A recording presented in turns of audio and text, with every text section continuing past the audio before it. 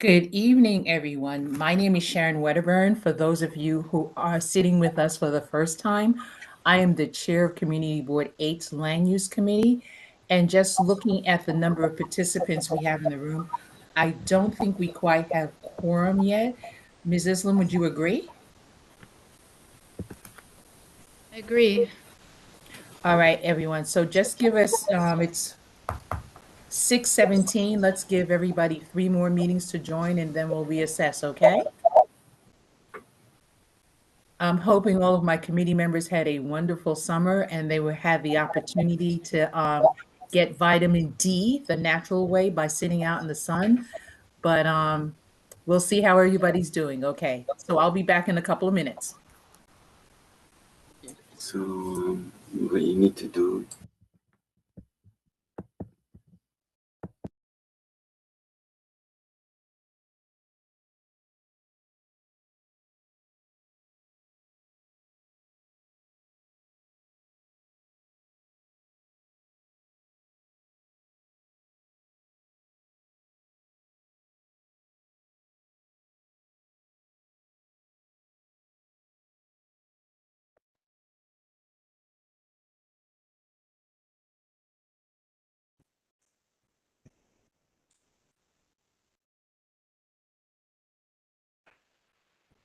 put this here.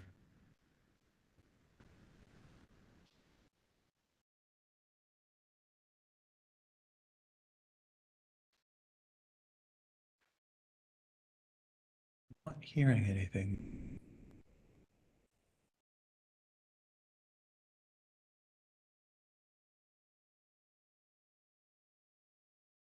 Is everyone muted? What's going on here? Hi, I believe that the meeting is just taking a few moments for people to arrive. I don't think we have a quorum yet, so yeah, there's nothing going on. You're not, yeah, your sound isn't messed up.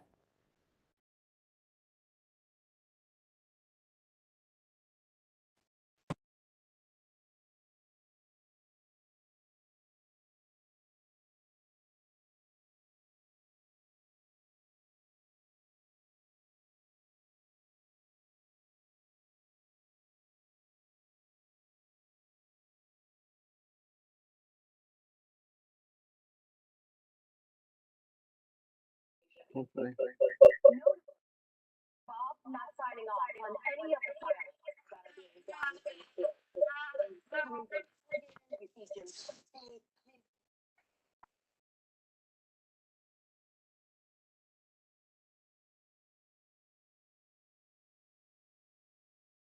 I don't know where Chair Wedderburn is. Chair, are you there? We have 13 now, I believe.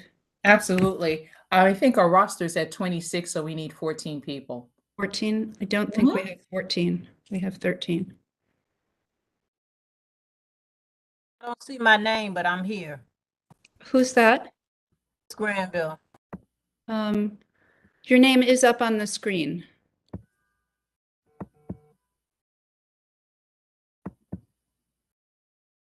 If Jennifer Jordan is here, Miss Jordan is likely here as well. There has been a documented issue the last 3 or 4 months both here. where they both have not been appearing in WebEx. Yes, dear. Okay, so if Ms. Jordan is here and Jennifer is here, we do have quorum. And this, you're both, actually, you're popping up separately, so no. We still need one person to join us. Sure. Since tomorrow. So they said that people-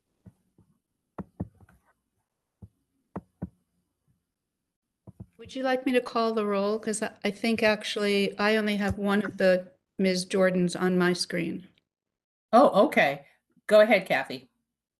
Thank you. Hi, everybody. Albert Appleton,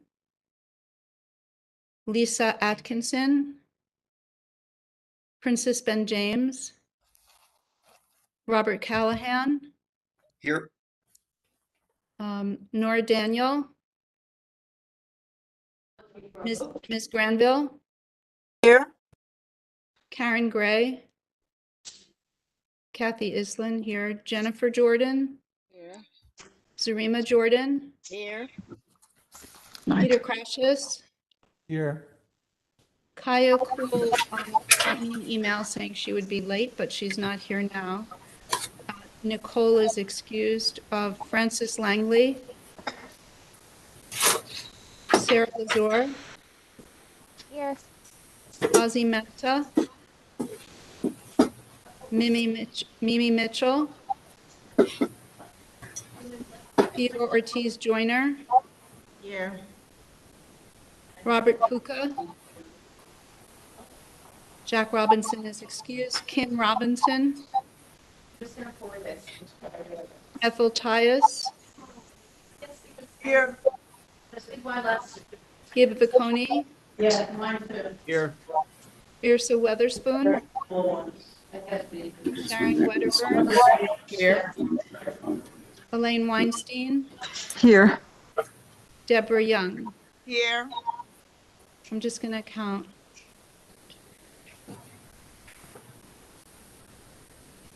Can Mr. Ishak mute himself, please?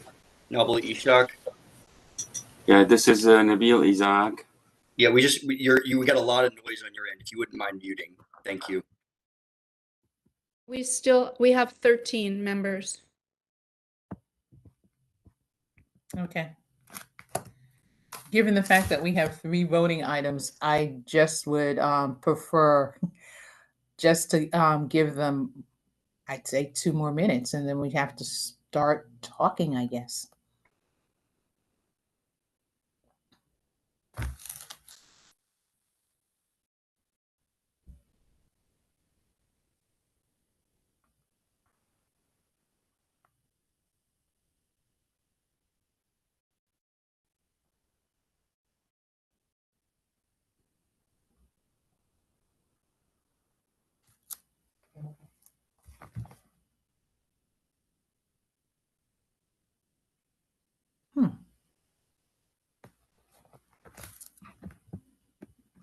Kathy, can you count again?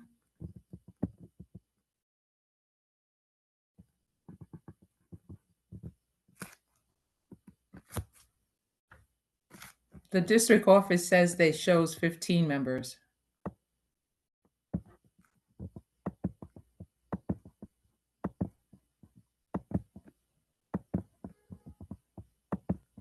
Kaja has joined us. We should be good to go. Would you like me to call the roll one more time? Yes, please. Albert Appleton. Lisa Atkinson. Princess Ben James. Robert Callahan. Here. Nora Daniel. Ms. Granville. Here. Karen Gray. Kathy Island here. Jennifer Jordan. Here. Zarima Jordan. Here.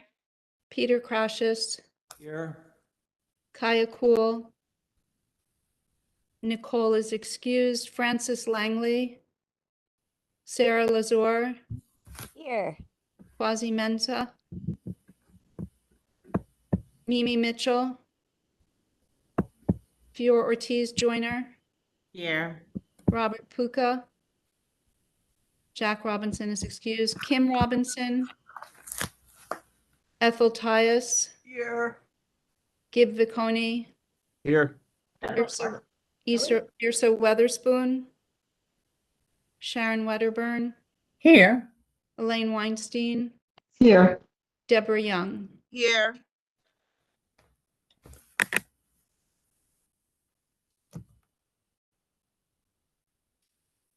I get 14. Then we can proceed. And this is one of the reasons why we'd like to make sure that everybody can get in as early as possible. 6:15 would be a wonderful start time, but no lectures here because we're still in the hazy days of summer.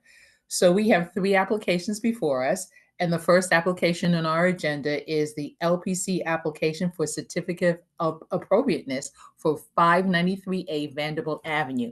Are the representatives present? Yes, this is Nabil Isaac of Isaac Design Architects. My assistant Lisbeth Vidal, show yourself, from as well, from Isaac Design Architects. We're ready for questions. Why don't we start by presenting the project and telling everybody what you would propose to do? Okay, very nice. So we're proposing a retractable roof. Yeah. Go ahead. You could see on this screen that we're going to show you right now. So this is the 3D models with the photos that we took. Aerial views with the robot. Okay, so what we're doing is very simple. We're trying to create like some kind of a sculpture in the backyard instead of doing a full extension. Okay, we decided to do something transparent and non-invasive to the backyards. I've been working with landmarks for 32 years, so I know what they need. And we spoke about this with James over there, and then he seems to be fine with it. We picked these colors as per my conversation with Miss Shufford and Gib. May I call you by your first names, Mary and Gib? Sure, but I don't know that it's accurate to say you picked the color in consultation with us yet. No, I didn't consult with you. No, I'm just saying as per my conversation with Gib and Mary. Much better language. Pardon? Sorry? I was much better language, but I'll be quiet and let you present. Okay, thank you. So bottom line is, they had some objections with the colors, and they preferred different colors, etc., stuff like that. So in that conversation, I explained that basically I need transparency, and I know that Landmarks likes transparency. They don't like things to come and just be shoved over there. I'm not touching the wall next door, the existing extension of the liquor store south of me. We're going to create a 8-foot backyard at the end of this retractable roof, and which is going to be all green and gravel and lights. And we're going to do some nice warm lighting and some greens suspended from the steel beams above us. And yeah, the whole idea, the whole concept of this is transparency and a happy sculpture looking colors. That's what I was looking for. I'm open for questions. Well, actually, so I'd like to make a couple of clarifications. When your conversation with both Mr. Vicconi and Ms. Shuford was as representatives for the Prospect Heights Neighborhood Development Council. I am correct, right, Gib? Yeah. Right, Yeah. Mary? So let's start with that. And also, I received a letter, or the office has received a letter from Mary regarding an email regarding Mary about the objections. Given that you've had the conversation with Mr. Izak, has that been altered in any shape, form, or fashion, or would you like to read that email written to me so that the committee knows what was discussed? That hasn't, Sharon, that hasn't changed. We wrote that email from following our conversation with Mr. Ishak, and I don't have it in front of me. Let me, Gib, do you have it in front of you? Mary, did you send it to me as well, or just to the community board? No, I just sent it to Ms. Wedderburn. I see. Give me 1 second. I think I can probably find it.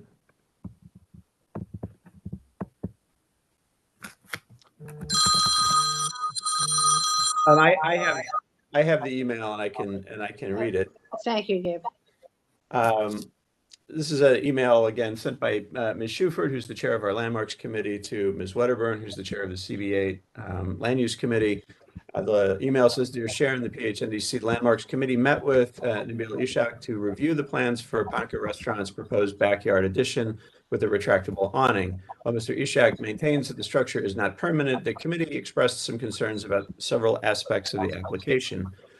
One, the committee suggested the turquoise color proposed for the retractable awning structure be modified to a more neutral color, perhaps a naturally oxidizing metal, copper metal finish.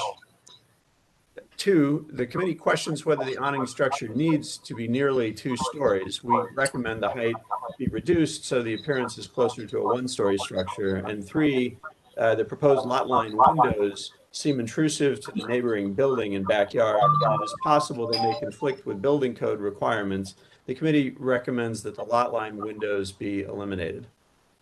Great. It's gonna be now. Okay, Mr. Isak, so you've heard one of the primary objections regarding the lot lines. Would you like to address that, please? Yeah, no, the lot line windows are permitted, okay, if they're protected with a sprinkler, if necessary, but only if there's an inner courtyard or if there's windows close to us. In this case, it's just a backyard, so we are legally permitted to put these windows. However, the consequence of this is that if somebody builds an extension next door, they have the right to block us, and we don't have the right to stop them from blocking our windows. So they have the right to block our windows. But from the legality point of view, yes, you are allowed to have lot line windows. It's not a problem at all. Go ahead, Mr. Vicani. If I may, you know, this is kind of an interesting case where this applicant also was heard by the SLA committee, an application for a liquor license. I believe that meeting of the SLA committee may have taken place in May or June, because I don't have the minutes, and for those meetings, they're not posted online. But one of the things that's typically quite important to the SLA committee in permitting a backyard for service of food and drink is that it take steps to minimize the noise impact on neighbors.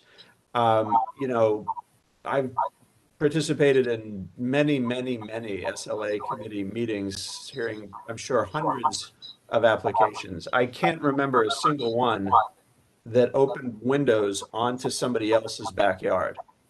It just doesn't seem like a very practical idea.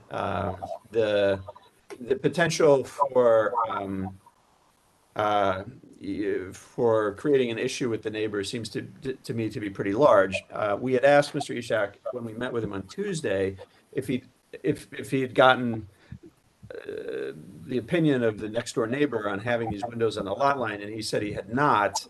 That he had been able to send them a letter with an announcement of this meeting, but otherwise hadn't reviewed the plans with them. And so I guess one of my questions tonight was, has the next door neighbor expressed an opinion about the lot line windows at this point? And do we have a letter or a statement from him?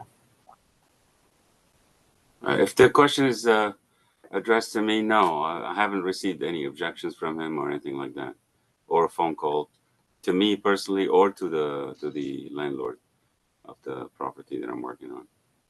And did you in fact send him these plans, or just a notice of this meeting? Just a notice, just a notice. If I may, Chair Wedderburn, this is Ethel Tyus speaking. I'm anticipating that the neighbors are not aware of the details in the plan for lot line windows abutting their property. Thank you, Ms. Tyus.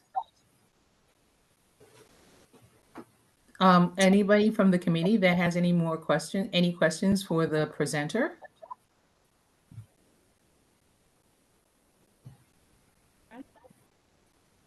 I'm sorry, Kathy, go ahead. I'd like to know, is there any similar extension in the area on the block?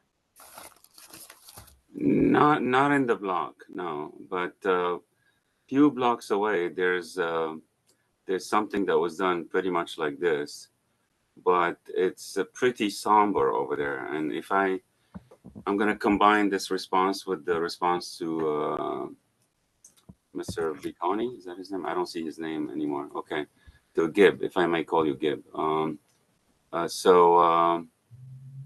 Okay. You're asking me to block these windows. I know Landmarks, they want those windows. Why? Because they love transparency. They love light. Okay, they don't like the enclosure. And a few blocks away, I will find you. I don't have it yet, but we took pictures of and a video of a backyard that was done like this. It is very somber and it's very dark and it's very unattractive to be in that space. Okay, it's not a happy place. The sun idea was a big deal for the client. The client loves sun. He also likes. He wants to. That's why I reduced the size of the entire roof from the building side and from the backyard side, because he wants light to come from everywhere. In addition, he wants lights to go through the first floor windows on his floor and the inside of the restaurant. He wants the light to come in inside the restaurant during the day. So I pushed that extension, I shrunk it into the middle, and I left space in the back and in the front. So it's a big deal for him to have light. He loves light, sun, all that stuff. And he gets very excited about the fact that Vanderbilt has a lot of open tables outside and it's a pedestrian area at a certain time. That's why he bought the building, because he loves the outdoor aspect of the restaurant. Because of Vanderbilt, because of the pedestrian part, zone piton. Regarding the windows, again, if you ask me to block this, it would look like a cemetery. It would not look nice. It would not look attractive at all. It would look very dark and depressing, not healthy. I prefer to keep the windows. So I'm respectfully requesting that you still allow me to do this. They are legal. However, anybody could block them, and that we could wait until that happens. We're fine with that. Thank you, Mr. Isaac. We have questions from our committee members, and I'm going to call them in the order of hands raised. So it will be Kathy, Peter, and Sarah in that order, please. Kathy? Thank you. I have a question, two questions. The first question is, what is retractable about this roof? I may be missing something here. Does the roof get covered up? And also, I'd like the applicant to comment on PHNDC's notice of the height, that PHNDC suggested the height be reduced. Okay. So, thank you. Okay, so if you are able to see, I have these renderings, aerial views. You could see that the top two pictures, they are showing the place open. That's when the roof retracts. When it's not retracted, you will see it at the bottom pictures. The best picture to see is the picture perpendicular to the backyard, would be the bottom right one. It shows that everything is enclosed on top. However, we have clear stories on both sides, like almost 18 inches high.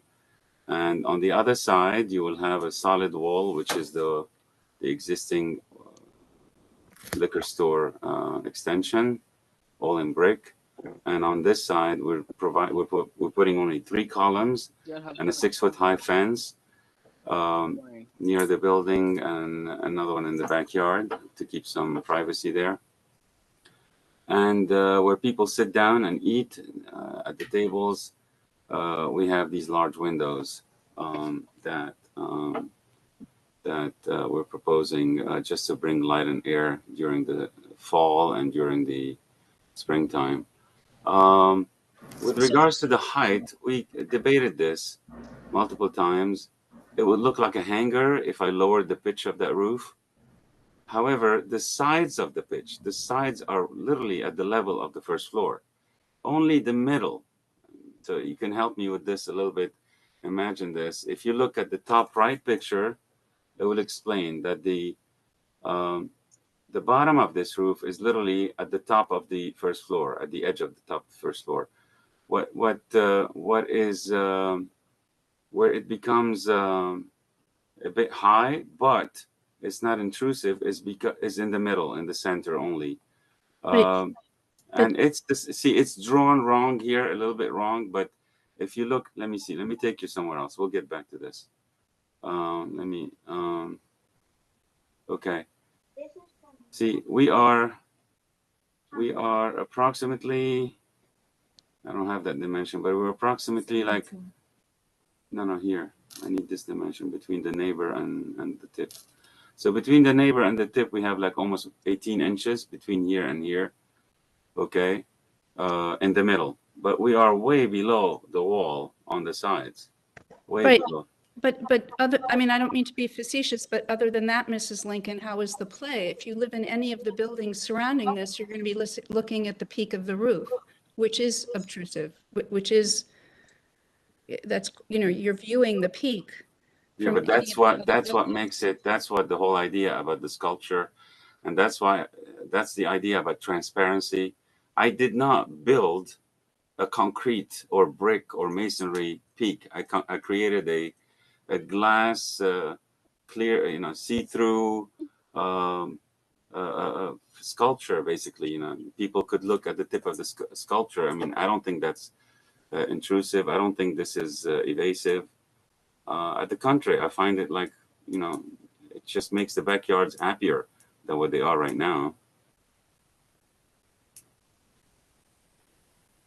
The Landmarks did not want me to touch that wall next door, although I totally prefer to, you know, clean it up and make it look better. I mean, we could give it a better color than this color that it has there. It's in the backyard. It's not visible from anywhere in the street, but I'll give them what they want. But in this particular case, I don't think this extension is intrusive at all. At the contrary, I would say, like, if you build something like the liquor store next door, which is this right there, this is intrusive, but not this. This is plastic. This is a lot of plasticity involved. There's a lot of see-through. There's a lot of clearance. Sidewalk copy in the bucket. Sharon? Kathy, so I'm going to ask everyone that's not speaking to please mute themselves because we're getting some cross noise. Kathy, has Mr. Ishak answered your question sufficiently so that I can call the next person? I still don't understand if it's a mechanized retractable, if the roof, like at a stadium, does the roof go open and close? What makes it retractable? And does that system make noise? No, it doesn't make noise. As a matter of fact, I used it in multiple places across the street from Columbia University. The Heights restaurant has the same unit. And what's the mechanism that retracts I'm sorry? How does it retract and This is going to be done electronically. However, the old-fashioned one that I built 14, 15 years ago, the waiter with his finger pushes these two panels to the back and they set back. And then he goes to the other side and he pushes them to the other side. It's with the finger. It's no noise whatsoever, as if you're opening patio door. But it's mechanical, though. It has a motor. Yes, it has a very light, quiet motor. Yeah, absolutely.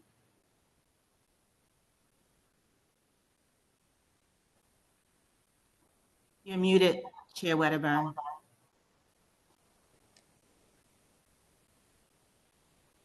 I was only keeping true to myself. I wasn't speaking unmuted. I'm sorry. Peter, can you go ahead? You have a question? Yeah, I do. Thanks first of all, thanks everybody for showing up before Labor Day. I think it's including the presenters. I did want to hear a little bit more about what came in response to Kathy's question about the height and the roof being a sculpture versus just a roof, and maybe there's some better photos or something there to show what you mean. But I think the real question I have is about the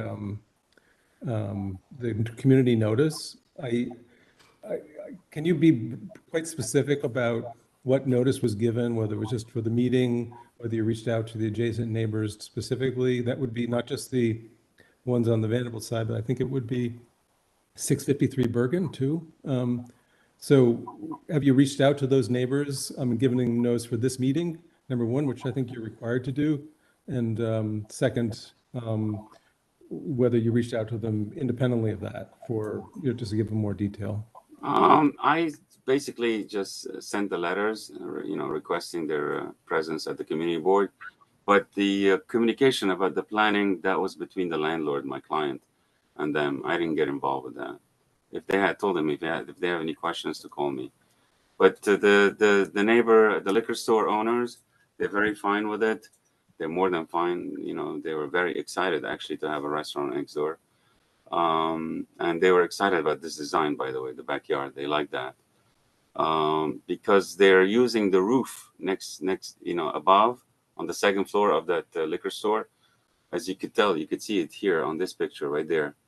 This is usable rooftop unit, and they access it and they use it, and they seem to be very excited about the space next door. But this guy, these people, I never spoke to them. No.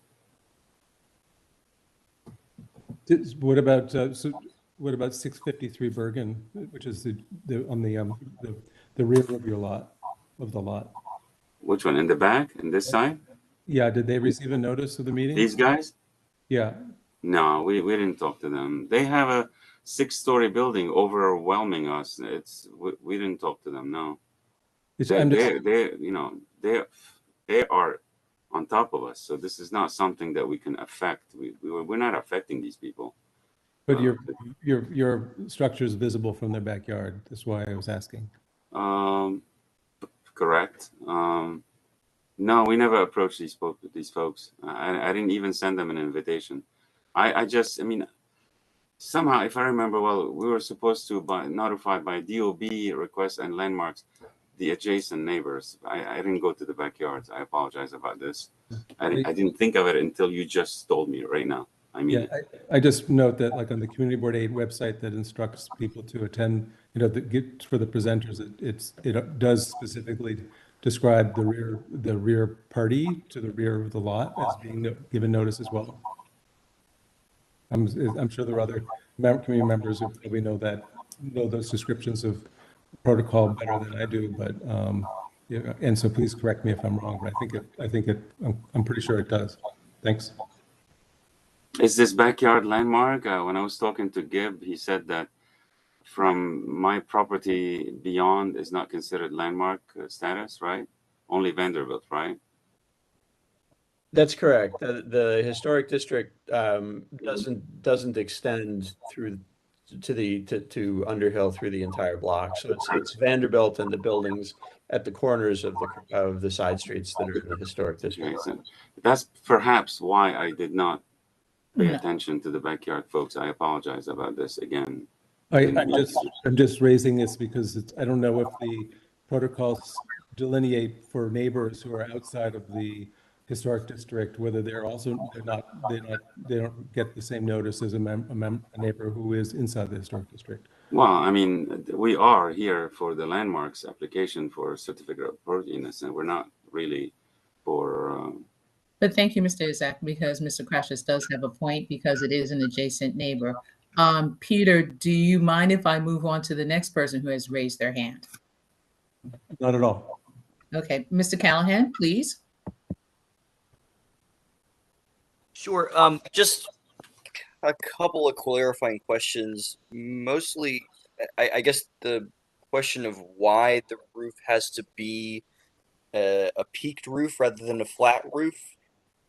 And then also, there's a concern you've raised about what the absence of windows would do, and I'm kind of playing out the scenario where you in fact do get neighbors who build an as-of-right structure next to you, any sort of structure next to you, and take those windows out. I assume you would put in electric lighting. Is that not correct? Like that would eventually happen. Have them shrouded in darkness while they're eating. In case they block the windows. Oh yeah, yes, absolutely. I'm sorry, I didn't quite understand the end. No. Whatever is necessary to then light it up, we would have to. Now, don't forget, it's a retractable place, and the backyard is also operable. The sliding patio doors are operable.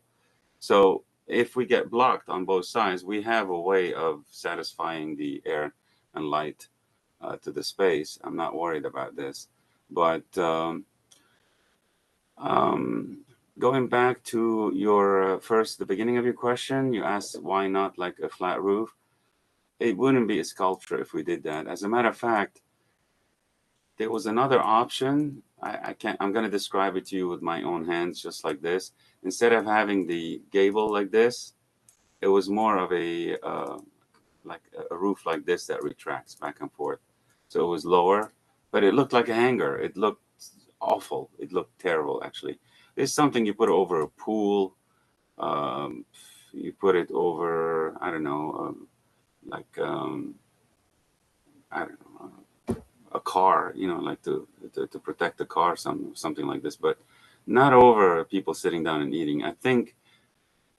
I truly believe that this is the ultimate way to put this, to have this roof. I've done a bunch of them in New York City, and I truly believe this is the nicest looking, the warmest one would be for the consumers, for the people sitting there and eating.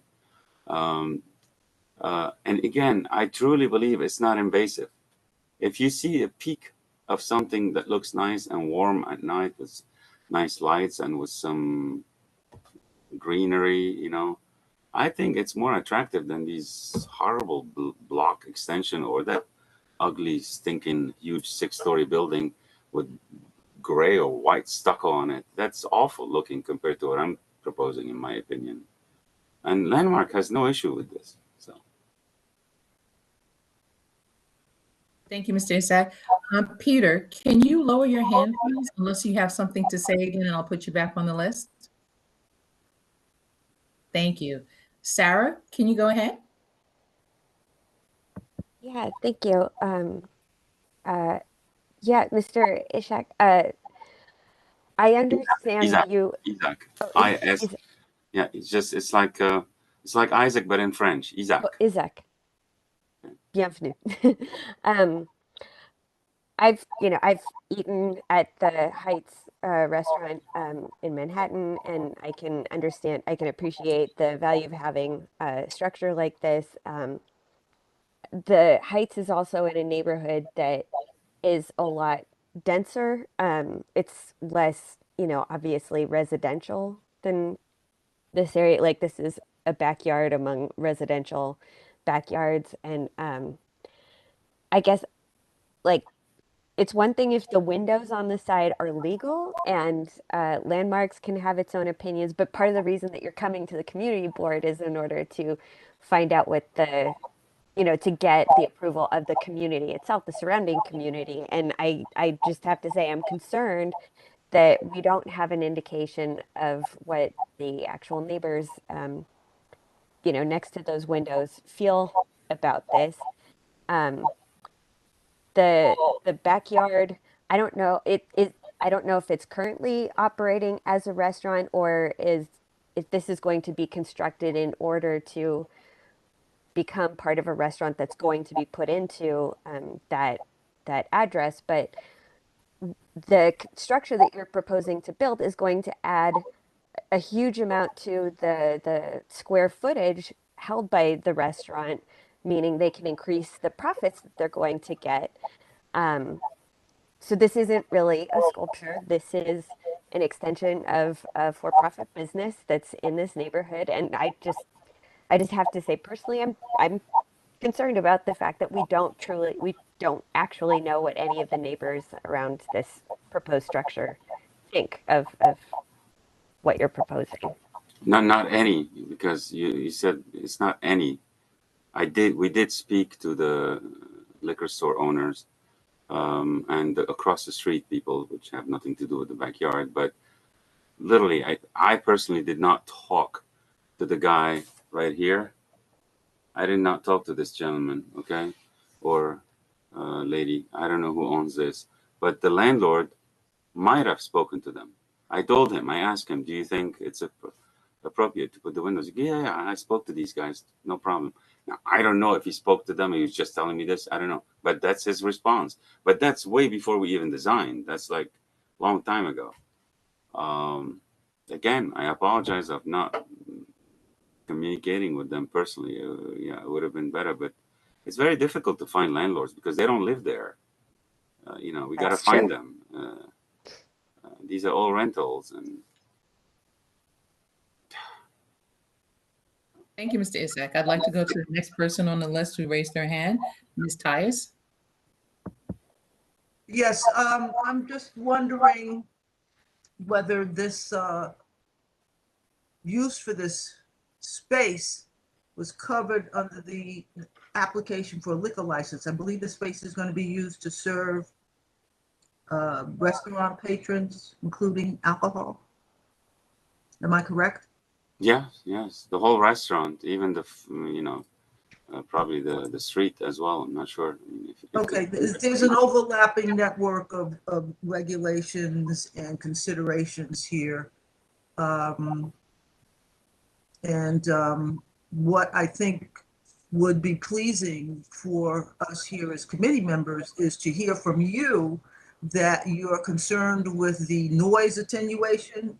I don't know where that stands in the weight of LPC's review, but can you share with us what your design considerations are for noise attenuation, since you're filling in a space that is very near a number of residential units, a number of dwelling units where people actually live and sleep from time to time? Could you tell us more about that, please? Well, yeah, I mean, the restaurants, first of all, is abiding by the rules of the hours of service in the backyards and the sidewalk cafes and all that stuff. So that's not an issue. He's just like going by the book, this guy. The other thing is we're going to be using double glazed windows everywhere. Insulation, there's really no insulation. It's the backyard. Our insulation, I would say, is the 6-foot fence all around and the liquor store's wall. That's the attenuation from the south side. They are permanent, or like, let's say, like non-retractable. The last piece on both sides of this are not retractable. So this piece is not retractable. This piece is not retractable. And there's a wall here below this. So there's definitely some kind of a barrier between this space and the residents here, because there's 3 skylights sitting on top of each other and resting over here. They're going to retract there. And there's a wall below that separating this from this. The tenants over there are very excited. Our tenants in our building, they're very excited about this. They're looking forward for having this. With regards to the neighbors, I'm not sure the other neighbors. But again, I don't think I'm intruding. I'm like being intrusive much. I mean, the only people that will be affected is probably like this side, but our side is fine. These people over here are fine. Here there are fences, you know, protecting. We're going to put some greens, by the way, also like cypress trees all over the place here. So that would be also a barrier. And the hours of service, that would be also like, compliance. I guess it would, at a certain point, there will not be any noise because they will stop service in the backyard. I mean, whatever the rules are for services in the backyards, you know, the owner is going to comply with. He's a very professional restaurateur. He's a former Wall Street guy, but he decided to open restaurants all around New York City, and he's doing great. And he's very, very professional, very nice guy to work with. Doesn't get upset, doesn't get frustrated. Very gentle, always pleasant. So, yeah, I don't think this is the kind of guy who looks for trouble, or if he's arrogant or rude. No, Richard Wu is a very classy guy and very easy person to talk to. Even when I yell at the contractors, he gets mad at me, tells me, "No, let's not yell at these guys. Just relax." You know,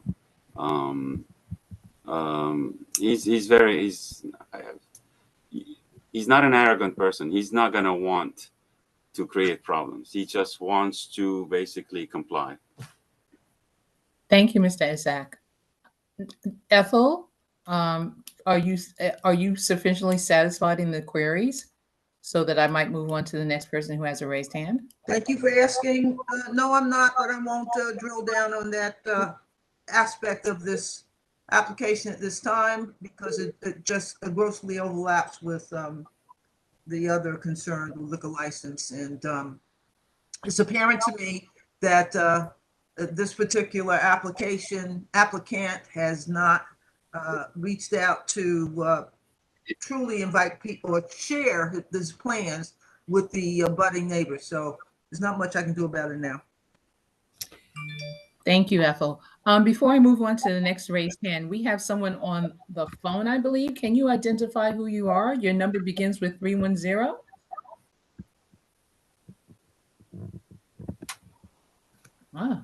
Looks like they've dropped off. Okay, thank you. Deb, you have a raised hand? Yes, I do. Thank you. Yeah, thank you. Okay, good evening, everyone. I might be oversensitive to how I'm receiving this presentation. I feel it's a little off-putting for me about, especially when terms are used such as how I feel, and I don't think it's this, and I don't think it's that. And the problem I have with that is that those feelings, those are not the feelings of people who may live here. And a developer comes in and wants to build something, and then they walk away. I don't have the sense that a genuine outreach has been made to the neighbors and to give them a clear understanding of what is being proposed.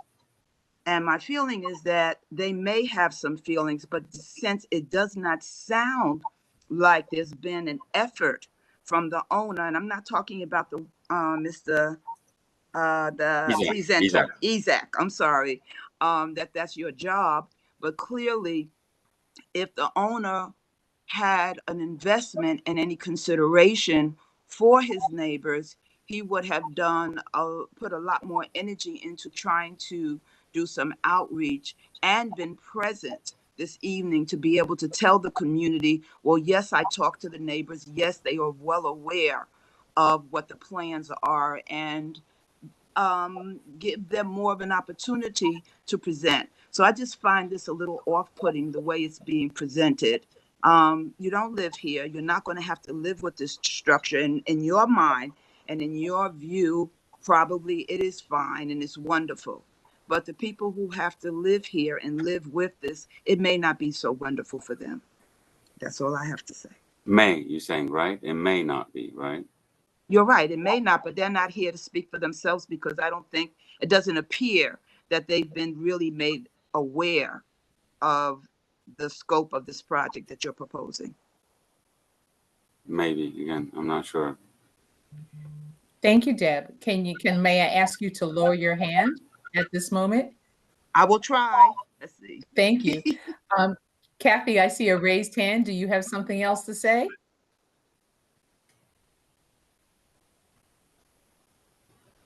Okay. Najani, do you have something else to say? Yes, I do. And I agree with Deborah that the neighbors were not given they were not informed as they should have been. And I'm not happy to hear, okay, the liquor store is happy about it, but do they actually live there? Everybody that's going to have to live with this should have been informed, not just, oh, we're doing something, but exactly what are you doing? And nobody moved in, I don't think, to have something like that overlooking their property. So I'm not happy with the notice. And he's saying, oh, well, LPC is okay. With all due respect, the folks at LPC don't have to live with it. So that's what I have to say. Let me just repeat the answer this. May I, ma'am? May I answer this? Yes. Okay. All right. So we already have the columns going up, okay?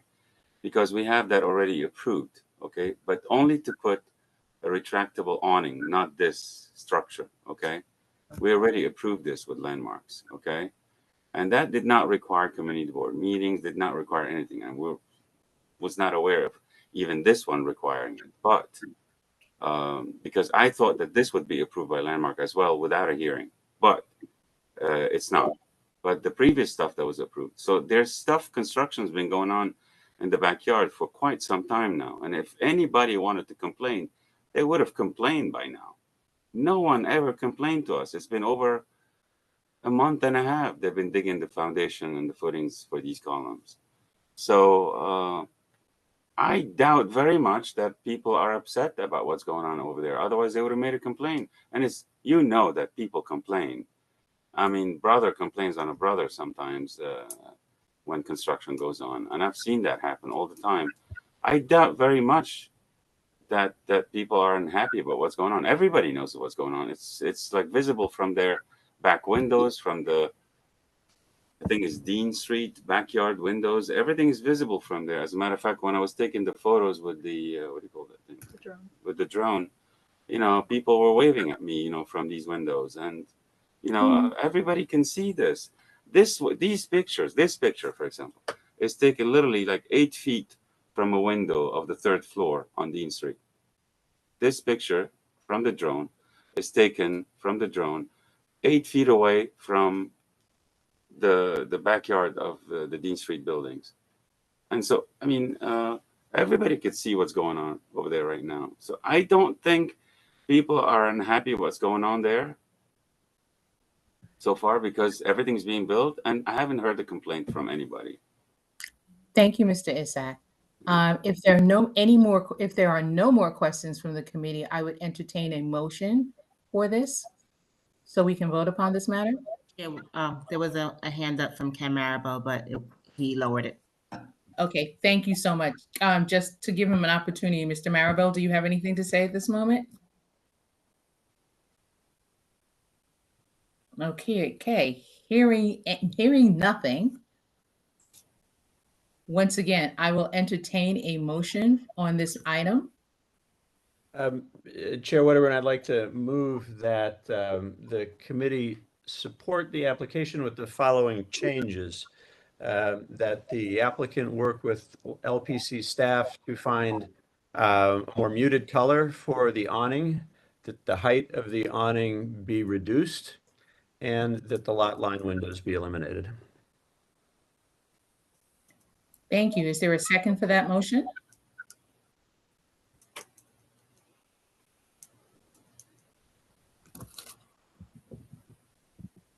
This is You're all Ortiz on Joyner. mute. This is Ortiz Joyner. I'll second the motion. Thank you, Ms. Ortiz Joyner. Kathy, will you call the roll, please? Is it possible to just make a point of information with a motion on the floor? Absolutely. Peter Crashis, although I don't have the bylaws in front of me, referred to our bylaws requiring notification of rear yard neighbors. And if we don't hold to our own rules, how can we expect applicants to hold to our own rules? If we make a motion to accept this with these modifications, but our own bylaws require us to follow certain rules, how can we do that? It seems Kathy, that's not found on the bylaws. It's found on the website regarding such applications. It's not part of our bylaws. But what does that mean? What does that mean, Chair Wedderburn, that it's on those? It is not the community board's bylaws where you can find that information regarding the operation of committees that can be found on our website. It is found on our website as guidance for those that are coming before us. So why do we put it there if it's not required? Kathy. Yeah, I'm asking a question. Why would we use that as guidance and not require our applicants to follow our guidance? So Kathy, would you like to make an amendment to Mr. Vicconi's motion? And Yes. would he accept that as an affirmative? So please state it, and then we'll have to ask Mr. Vicconi if he's willing to accept it as a friendly amendment. Okay, I would propose a friendly amendment to Mr. Vicconi's motion that states that that we could support the application with the changes as Mr. Vicconi stated them. I have muted color, height reduced, and removing the windows. And then I would add and notification of all neighbors, including rear yard neighbors. And not just a landlord, but who's the owner of the building, that all neighbors be notified, including landlords, including owners of the building. Mr. Bocconi, is that acceptable? That's acceptable to me. Yeah. Okay. There is Madam a, Chair, this is Ethel Tias. I have a question. hold on one second. I was going to say there are a spate of hands raised, so let me call upon people in the order in which they raise their hands. Okay, Ethel? Thank you. So first person is Sarah Lazar. Okay, my question is sort of in line with Ms. Islin's, that the applicant has stated that he notified the neighbors. Ethel, this can wait until we No, call I didn't people in finish order. I'm sorry? So I'm calling Sarah, and after that is Peter, and then you. Oh, I'm sorry. Excuse me. I thought you called me first because I had my hand No, up. ma'am. Sarah? Right. So I'm trying to follow this. Would it be possible to repeat the motion? The full motion with the amendment, etc. Yeah. Can we hold off on that for a moment, because other questions may be related to the motion and we may have to restate it. So I'd rather see it restated once than restated several times so that we're clear about it. Okay? Sarah? Oh, sorry, I didn't know if that was the question to me. No, that's it. I'm saying that we may, given that we have two more raised hands, there may be additional changes to the motion. I'd rather have the motion restated once and seconded so we can proceed with the vote. So there's very much less confusion. Okay. Okay? Peter? Thank you. Actually, Mike, I wanted to also build on Kathy's observation, because in some respects, well, I appreciate Mr. Bocconi's motion. I think that we're replacing input at a juncture where the community hasn't been notified by the set of protocols that we define the applicant making. So I'm just wondering if Mr. Ishak would be willing to, and this would be my proposal, I guess, rather than a question to Mr. Ishak, I would pitch it to you, Sharon, is that we ask the applicant if they'd be prepared to come back next month after having made the proper notice to the neighbors. No, sir, this is an issue before Landmark, so we're going to have to vote as with the information that we have. If we do not comment at this juncture, then we lose our ability to comment. So given the fact that an amendment was proposed by Ms. Islin, I think it would sufficiently cover your concerns. So has the landmarks been calendared? Is that what you're saying? Yes. Okay, so then I would maybe refine Kathy's application to make note of the fact that the immediate neighbors were not notified, and that we are making a request that the immediate neighbors be given a presentation and notified of the landmarks vote date. Actually, that's outside of the scope of this right now, but I would support such activity. Okay, so listen. So what we're saying is you can add that to Kathy's motion, but it becomes cumbersome and it's outside of our scope for this matter, for disposing of this matter. It's a serious issue, which is central to our discussion, which is why Kathy has made an amendment, but to add the additional steps would be outside of our scope. Let me also say, as the maker of the motion, on a practical level, I think notice to all the neighbors is reasonable and something that the applicant can accomplish. I don't know that it's required that it may not be possible for him to be able to give a presentation to all the neighbors. That is not necessarily completely within his control. So I wouldn't be comfortable with that as an amendment, but I am comfortable with the idea of notifying all the neighbors. Thank you, Gib. Ethel? Thank you. I just want to be clear what I'm seeing in these photographs. Are there actually physical pillars in this aquamarine already set up in the backyard? Am I correct? Being set up, not yet. I'm sorry? Being set up, not yet, Ethel. It's being set up. So the blue structures that you are showing us in these photographs, that's an insert into the photo. It doesn't exist in reality.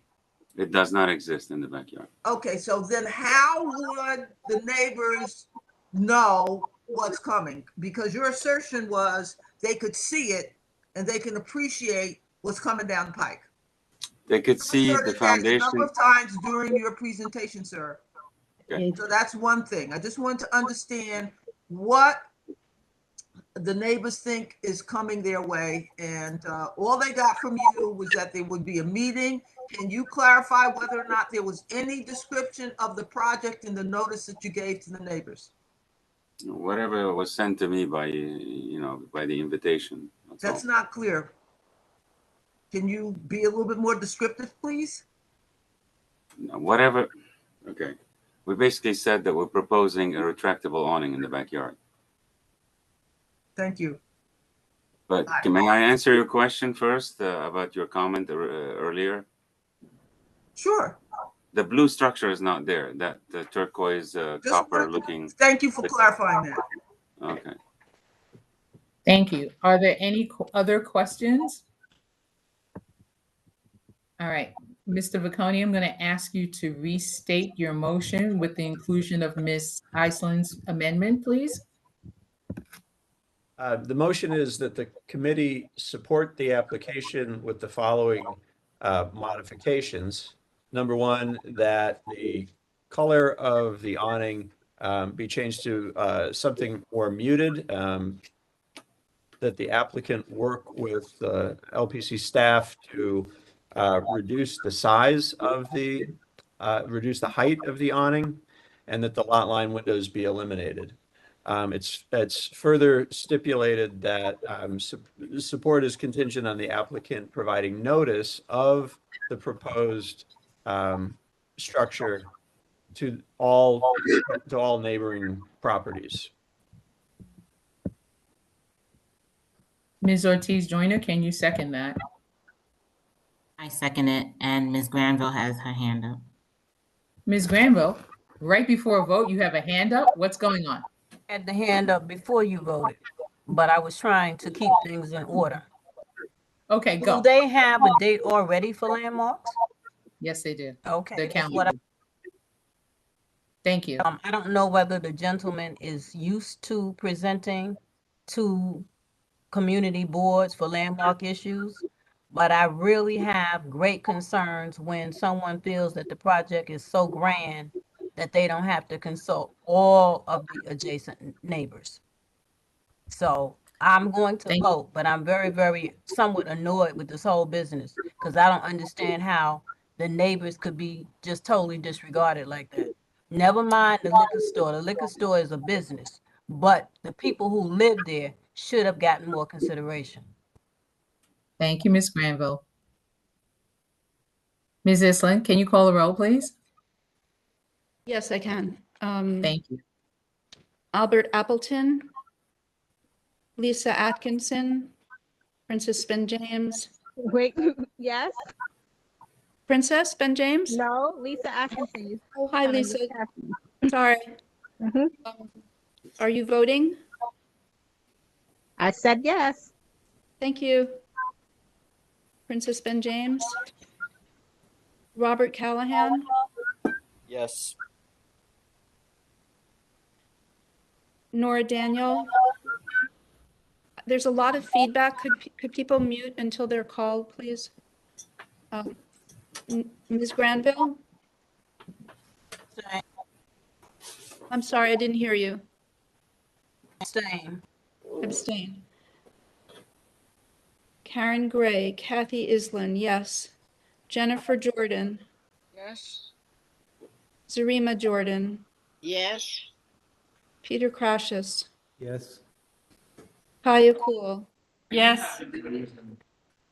Francis Langley, Sarah Lazur, No. Quasi Mensa, Mimi Mitchell, No. No. Ms. Ortiz Joyner, Yes. Robert Puka,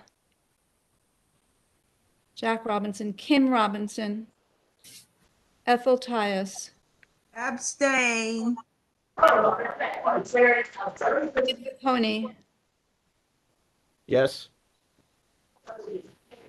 Tirsa Witherspoon, Sharon Wedderburn, Tirsa Weatherspoon is here, and the vote is no. Sharon Wedderburn, Yes. Elaine Weinstein, Yes. and Deborah Young. No.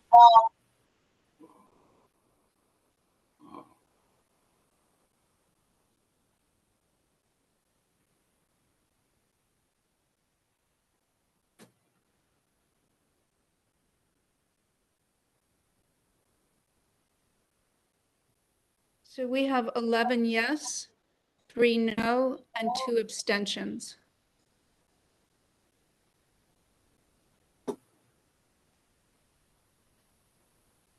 Kathy, thank you for that. Mr. Isak, our general board meeting is going to be September 8th. It will also be virtually, so you will need those. So if you do not have those details, you may reach out to the board office. We'll be presenting this motion, our deliberations, to the full board for consideration and voting. Thank you, Ms. Wedderburn. I appreciate it. Thank you. Thank you all for your votes. All right, so the next matter we have on our agenda is an LPC application for certificate of appropriateness for 1450 Pacific Street. Is the applicant here? Yes.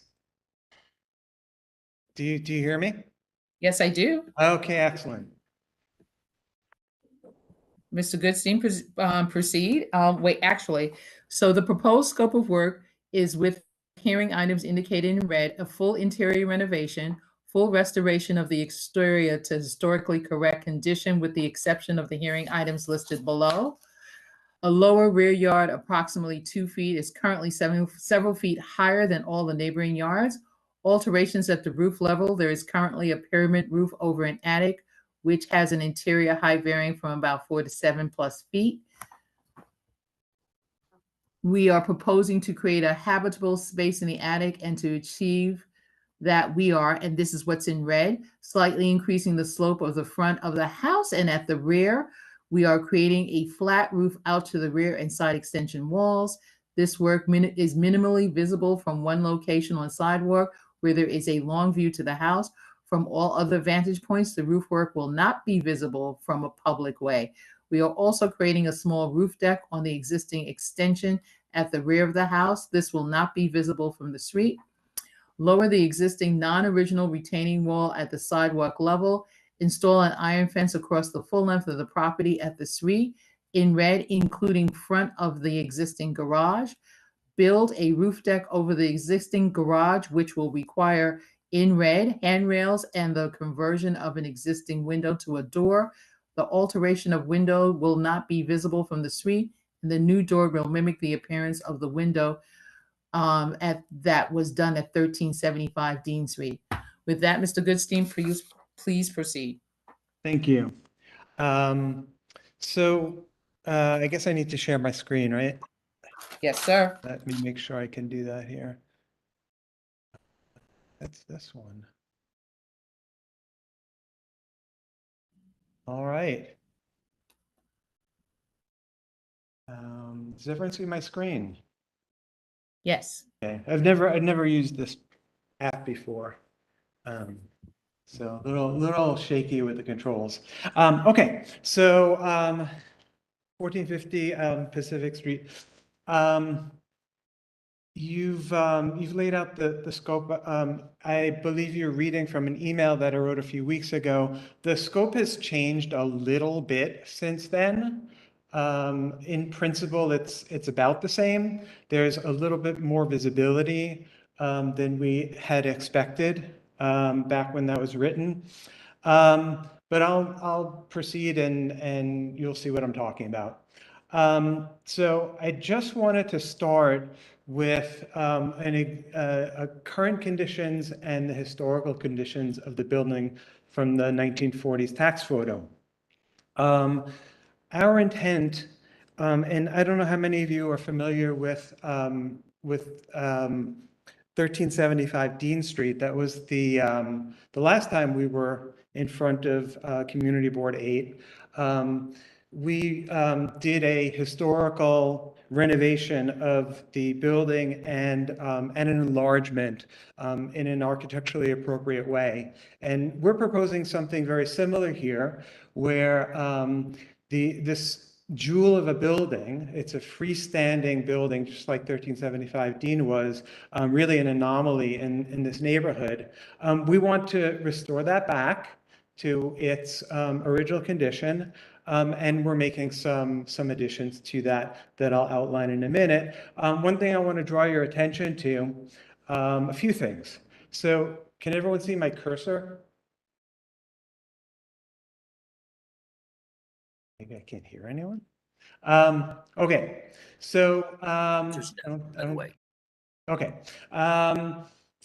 So first of all, the paint colors have been changed dramatically over the years.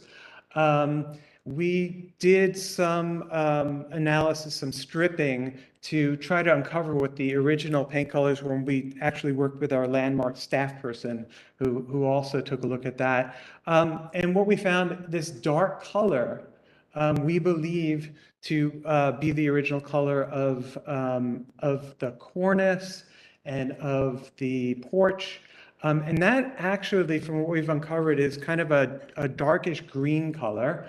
And there have also been, what we also found is that there were white or close to white decorations. And we are planning to restore back to that color scheme. The other couple of things you'll notice here is this garage right here, we believe was added to this building later, probably 1920s, I think is what Landmarks told us. That also will be restored back to its original condition. These retaining walls here, which are some kind of a concrete block, we're proposing to remove those, and we believe that this curb right at the bottom of that wall was original to the building. So we're gonna cut down these walls which are now red, cut them down to the original height of that curb. So all right, there we go. So of all that work, the landmark items are the front yard that I was just talking about, the front wall, the rooftop of the garage, where we are proposing a roof deck, and the work that we're proposing at the roof. Just to describe the location, it's very close to the corner of Pacific Street and Kingston Avenue. And just some other views, context photos, various views of the building as it exists today, and the rear of the building, sides of the building. This visibility diagram, Landmarks always makes us do these. And they're helpful to a certain extent, but they don't show oblique views. So what you see here is in the visibility range, you will see a little bit of a bulkhead that we are proposing. We are proposing a roof deck up on top of the flat roof. This is the angle of the roof that we are proposing to alter so that we can get enough ceiling height in the attic. And what you see down here also, and this is very visible, is the roof deck on top of the garage.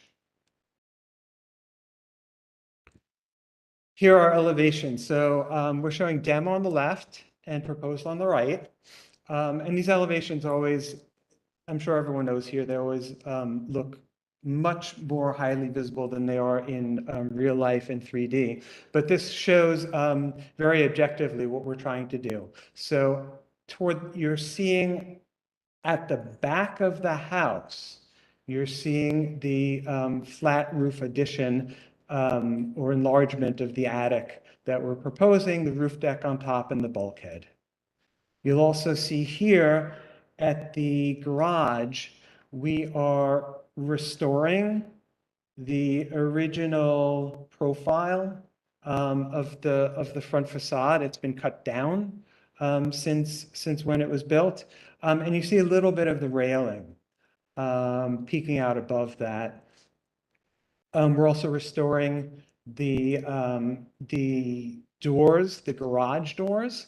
And this is also showing the gate that we're proposing across the whole front, and that wall going away and just becoming the original curb.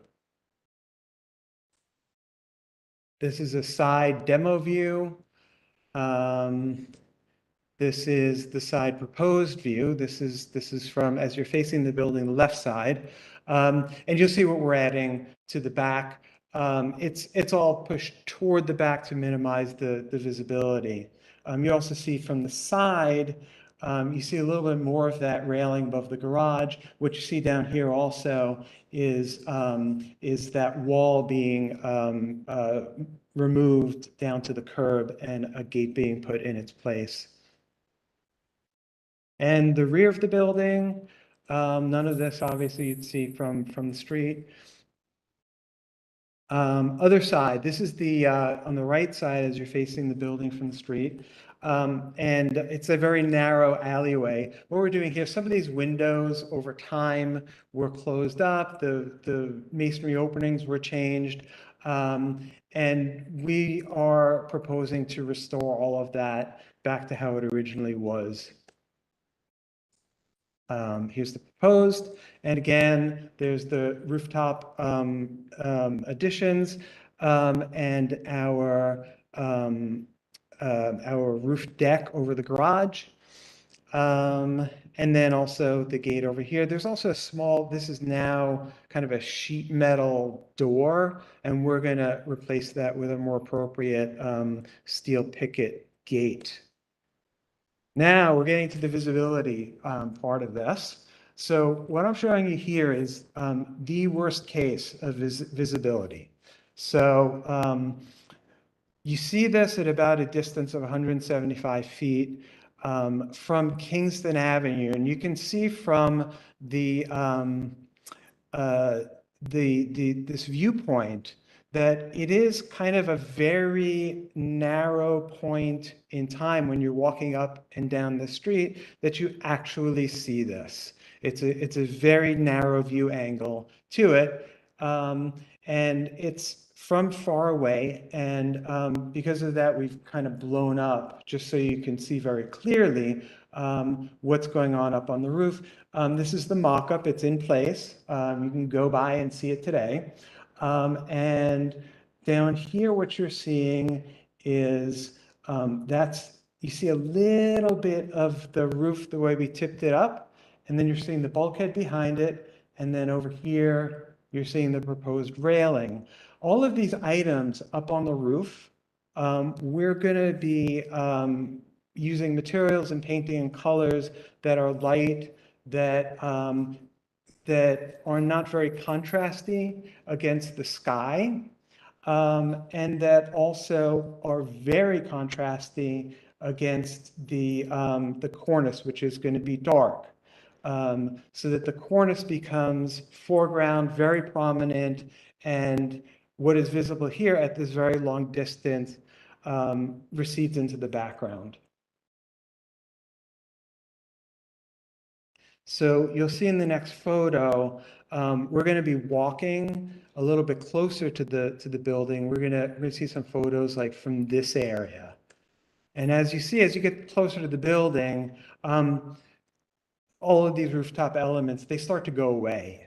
At this point, you're seeing our existing chimney. You're seeing a little bit of the railing behind that. And as you walk a little bit further, the whole thing goes away.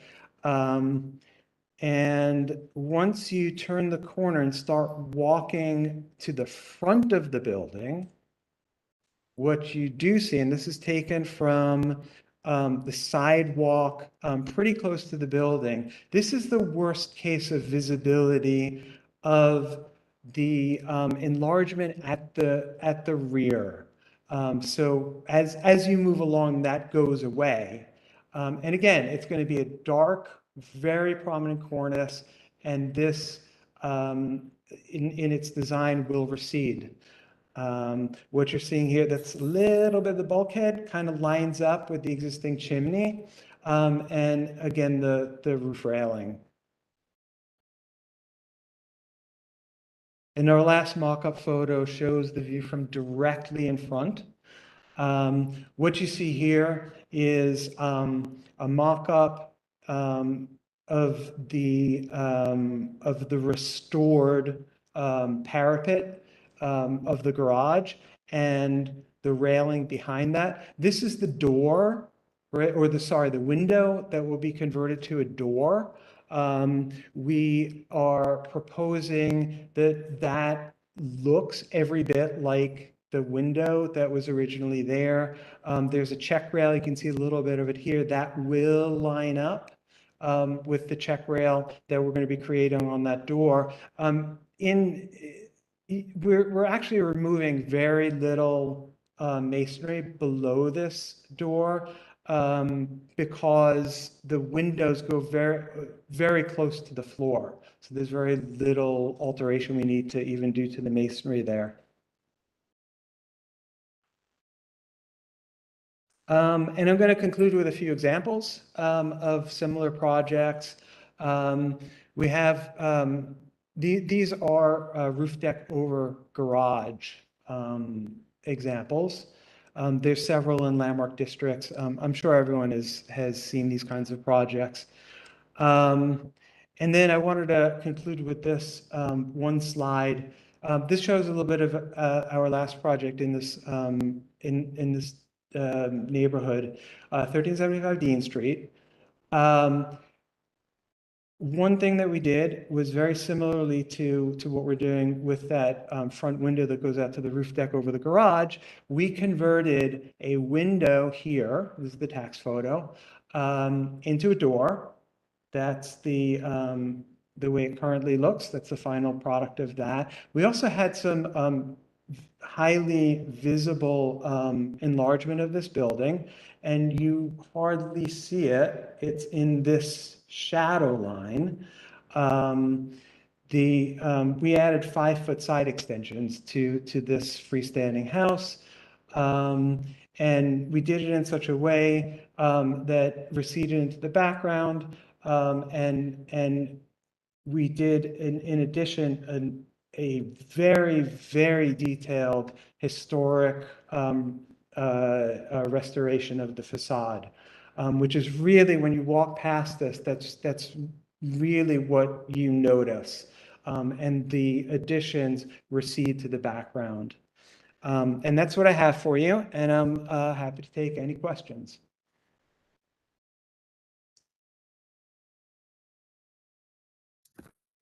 Please, anyone from the community has questions, raise your hand, please. Ms. Young, go ahead. Okay, well, I guess I'll start.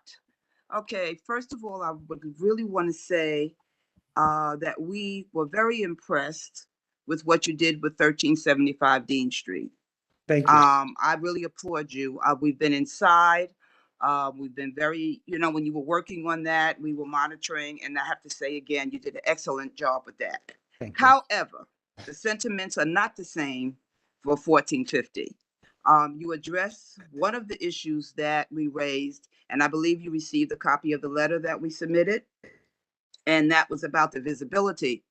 I find it very interesting how you say that what you're proposing for the top disappears. It doesn't disappear. The closer you get to it, you can't see it as well, but it's not disappearing because it's there and it is visible. we take pause with what you want to do on the top. And I want to ask a question, not that it's necessarily relevant, but what is the plan for this building up on the roof? Is someone going to live there? Is that supposed to be extending it another level? What's the intent? The existing attic Yes. is, there's a ceiling height that's 7 feet at its highest. And yes, we want to make habitable space out of it, which is why we're doing the changes to the roof. That you're proposing. Okay. Yeah. Are the owners going to be living here, or is this going to be rentals? The owner is waving. The owner is waving? I can't see the owner waving. They meaning? I'd like for him to address that. Okay. If that's okay. That's Yep. fine. Go ahead. In other words, Mr. Mazur, you may speak. Hello, you hear me? Hello. Hello, Ethel. Hello, everybody in the committee. Good evening. Hello. Yes, yes, I am probably going to live there. As you know, I renovated 1375 and before Yes, we know. 1372. So, and this is where I live with my wife, and we are probably going to move to one of these 2 units. It's going to stay 2-family house, and we're probably going to move to one of those units. Okay. And yes, at the top floor right now, there's an attic with like a 1-bedroom. But if you just do a little modification to the angle of the roof in the back, then you really allow it to become a more habitable space. And of course, if you can get access with the bulkhead to the roof, you can also use the roof for a deck and exterior space, which is very valuable. So that's the idea. All right. Well, thank you for sharing that. Let me just say what Crown Heights North's position is, and I'm just going to read it to the community. And our position is, who wants to walk by and wonder how a shipping container was allowed to land on this fine residence? Why not design this extra headroom in a beautiful execution, making it invisible? Applicants should be considered a shed donor in an architectural vocabulary that is sympathetic to the house, since they are replacing the entire roof anyway. This definitely needs refinement. We are not in support of the addition as it's being proposed. That's the most significant objection that we have to this project, is your plans for the roof. And I'll defer to anyone else at this point. Thank you. Thank you, Deb. Sarah? Yeah, thank you. I was curious, it was hard to tell from the pictures what's going on with putting the metal gate going in front of the garage, because it kind of looks like the gate is the gate movable so that the garage can continue to serve as a garage, or is Swings in, yes. Pardon? It swings in. It's on Swings hinges. in. It would swing in. Oh, okay. So the garage will continue to be a garage, and it's not also being turned into an apartment. It's being used as habitable space that can also be converted for use as a garage, depending on how the owner or tenant who's living there wants to use it. It's been designed in such a way that it can be kind of like a studio-ish space, or if someone wants to park their car there, it functionally would work like that. Okay. Thank you.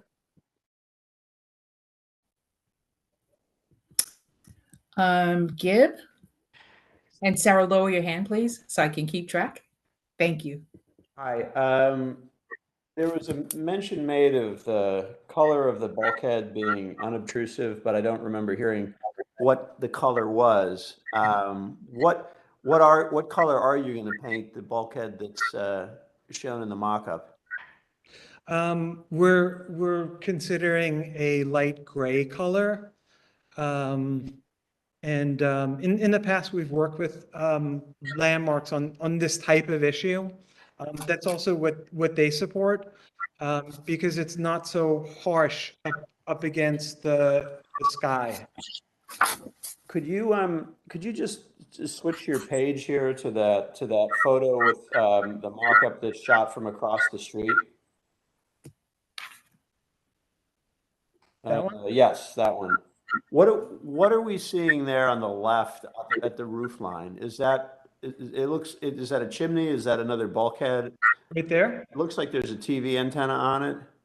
Yeah, that's an existing chimney. We'll remove the black bituminous stuff that's on it and you know, expose the brick that was originally there, and probably need to do some remedial work on it. Okay, and that's original to the building? Yeah, I understand. Is the purpose of the bulkhead solely for access to the roof? Yes. Okay.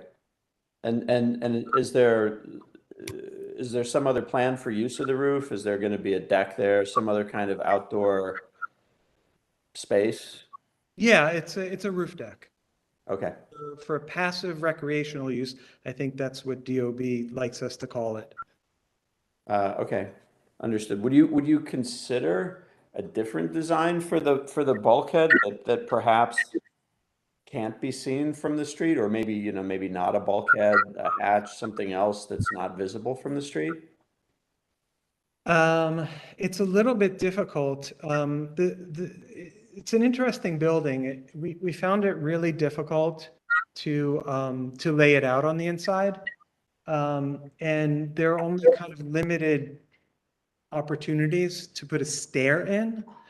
Of course we could consider anything, but we did look at several options, and it is really difficult to find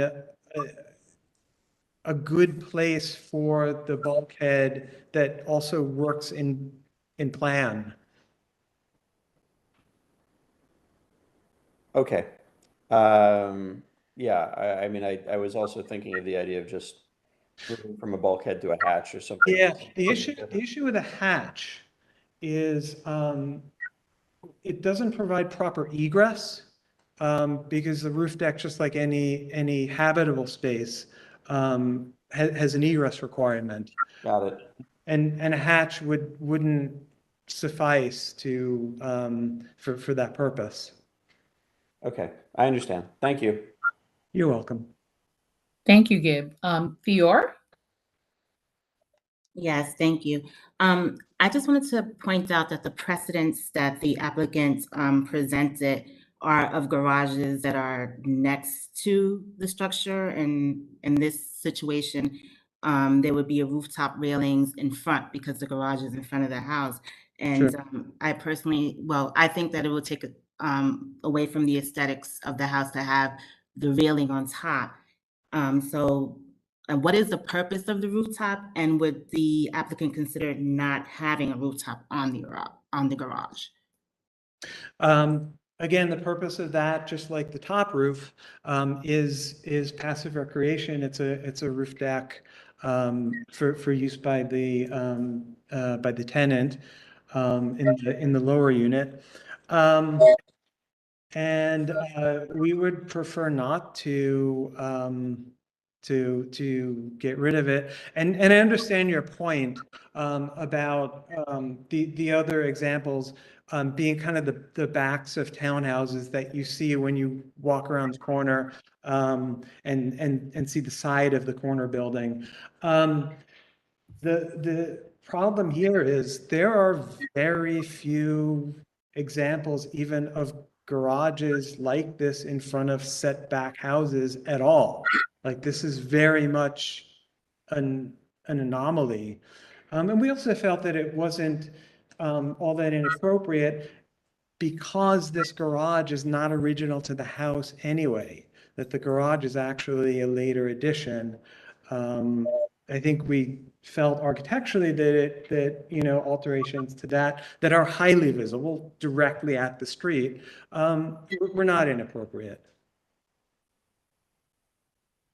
Well, due to the fact that it is an anomaly and there really is no precedent to having a rooftop in front of a house, I think that's even more of a reason to not have it. That's my opinion.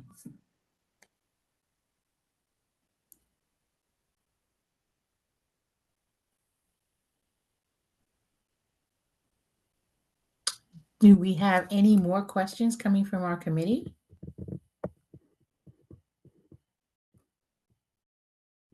Okay, I see no raised hands on this.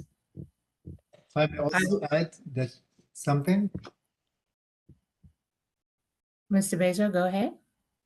that we are also proposing regarding the garage, we're also proposing to restore the original shape of how it used to be, which adds about almost 3 feet in height, and that hides most of the railing. So by the time we build that, then the amount of railing that you will see from the street, from anywhere, will be very minimal. It will be very minimally abrasive compared to what we'll get from doing the whole garage, restoring to this original, get rid of this white, ugly garage door, putting the original one, restoring to how it beautifully was. The railing will be really an insignificant part of it. Impact on relatively what you're gonna get as a feature of how it used to be.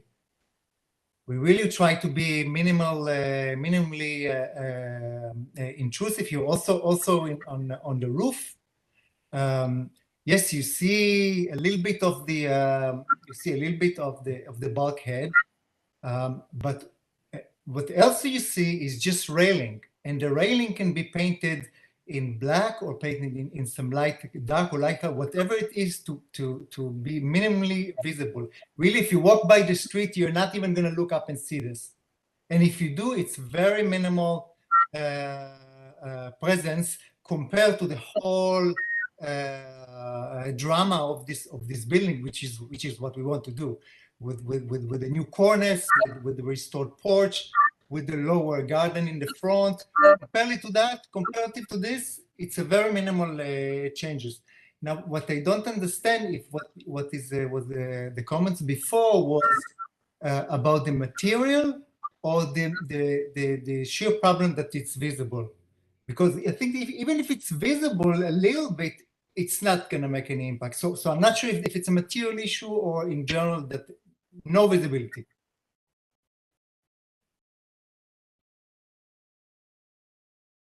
Can you clarify?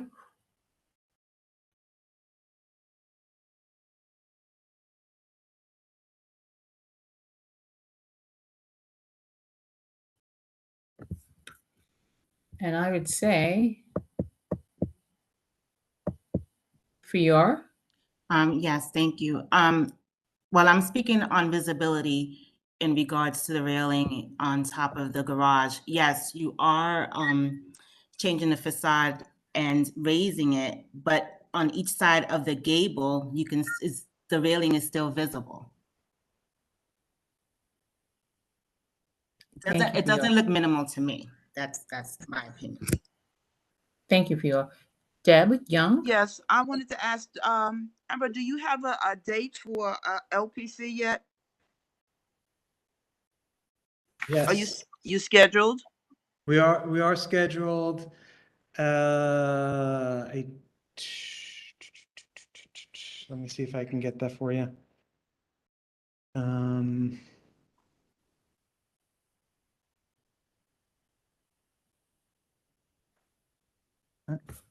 Sorry. 20th, September 20th. Okay. Okay. Right. Thank you. Can for your jump in hand. for a second? Go ahead. I'm sorry, I didn't hear a question. So would that be okay if I jumped in for a second? Go ahead. Since visibility was mentioned, I wanted to address one of the comments that was made very early on, which said, you know, this thing's not going to disappear, it's going to be there. And I just wanted to clarify that I didn't mean that it was going to disappear, that you're not going to see it.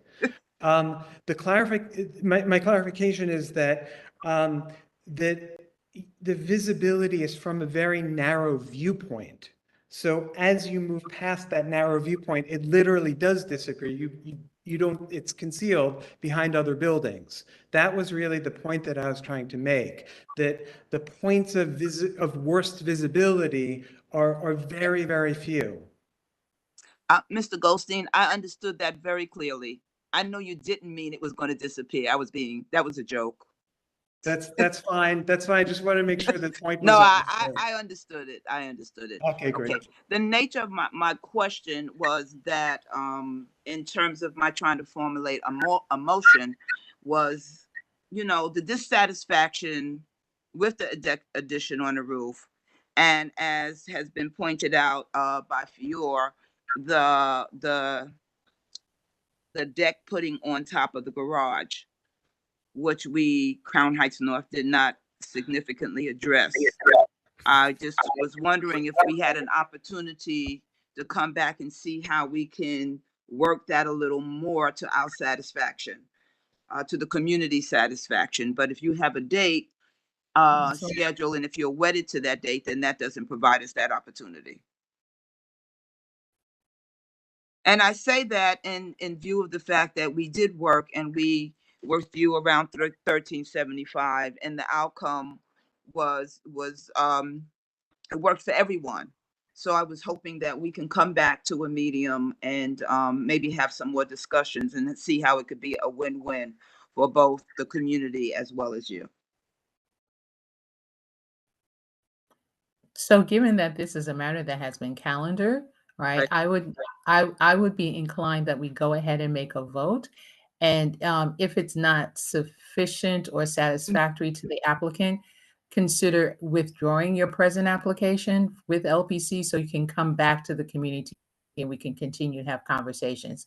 As Ms. Young has said, that we've had positive results with working on the Dean Street building. And but right now, because you're calendared, one of the next things I'm going to do is to ask for a motion so that we can vote on this matter. Okay, so I'm going to ask I'm going to ask from the committee to make a motion regarding this dwelling, 1450 Pacific Street. I'm going to try to formulate a motion that we support the application with the following stipulation, that we not heighten the roof as proposed, and that we not add a deck on top of the garage as proposed.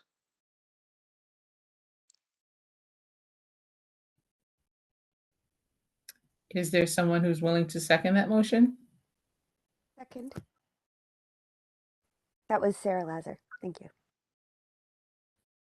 Kathy, can you please call the roll?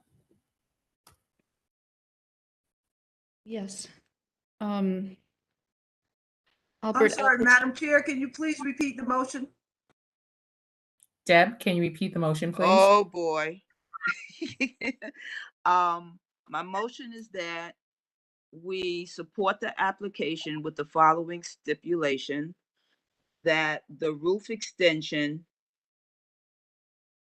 be aborted, the plans to extend the roof be aborted, as well as the plans to put a oh God, what did I say? Deck.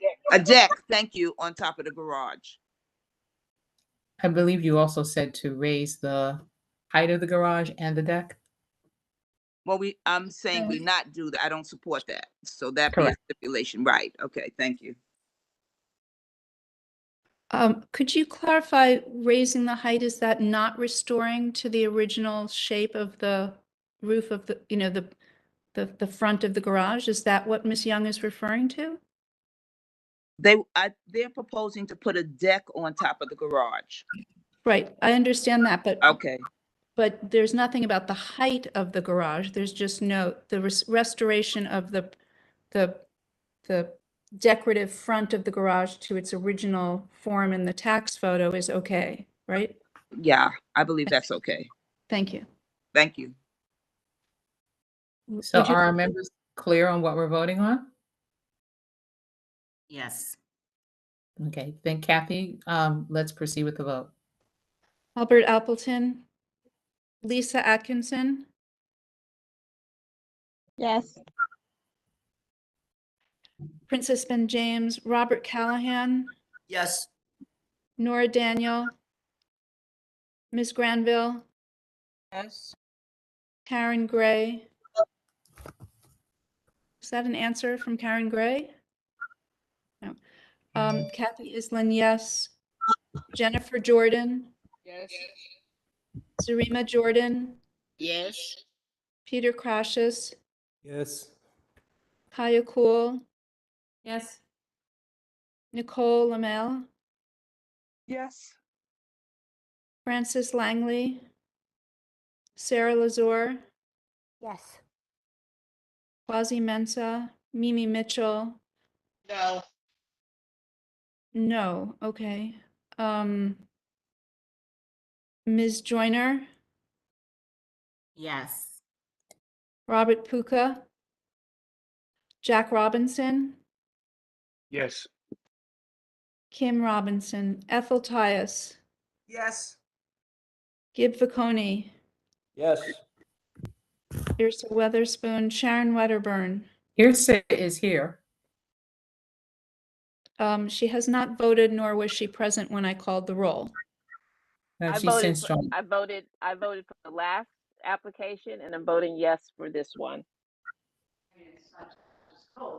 I do not have a vote recorded. We can talk about that for the previous application. I certainly didn't hear an answer. Sharon Wedderburn, Yes. Elaine Weinstein, Yes. Deborah Young. Yes.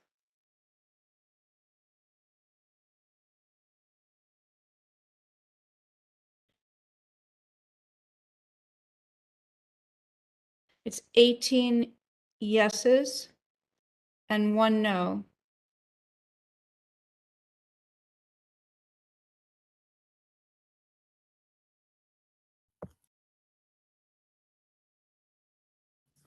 Thank you for that, Kathy. So, Mr. Mazur, Mr. Goodstein, the general meeting for Community Board 8 will occur virtually September 8th, which is next Thursday. And of course, we invite you to come so that you might answer any questions from the larger body. If you need the details for that, please contact our board office. Okay. Thank you very much. Thank you. Very much, everybody. Thank you. So we are up to our third item on the agenda, 910 St. John's Place. Is the applicant present?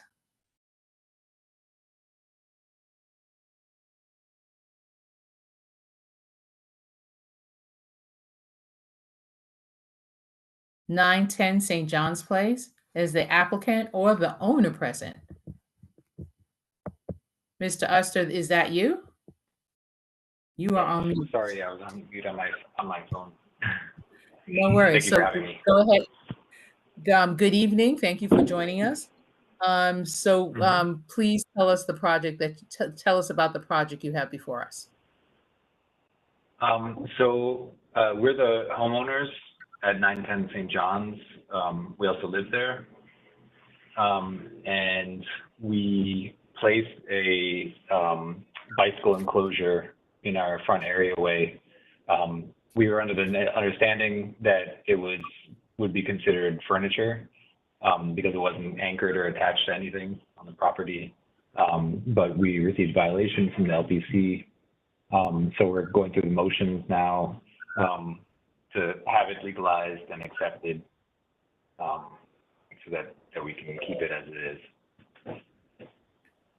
Thank you. I'm going to read to the committee before we ask questions, just what was put before us. So the LPC application is for the legalization of work without the LPC permit at 910 St. John's Place. And of course, the big bullet is legalized bike shed installed in front of property. The shed is completely self-supporting and not anchored to either the building or the non-original sidewalk. The shed is made of corrugated aluminum painted in a dark gray. The dimensions are 75 inches wide by 75 inches deep and 55 inches tall. Okay, go ahead, Mr. Oster. Yeah, so basically, I mean, we equated this kind of to the garbage enclosures, but it doesn't say anything in the LPC guidelines about bicycle enclosures in particular. We did talk to a number of our neighbors. We're very close with most of our neighbors on the block. No one had any issues with it. And so it's used by me and my family and my daughters and our tenants downstairs, so that we don't have our bicycles outside in the elements and exposed.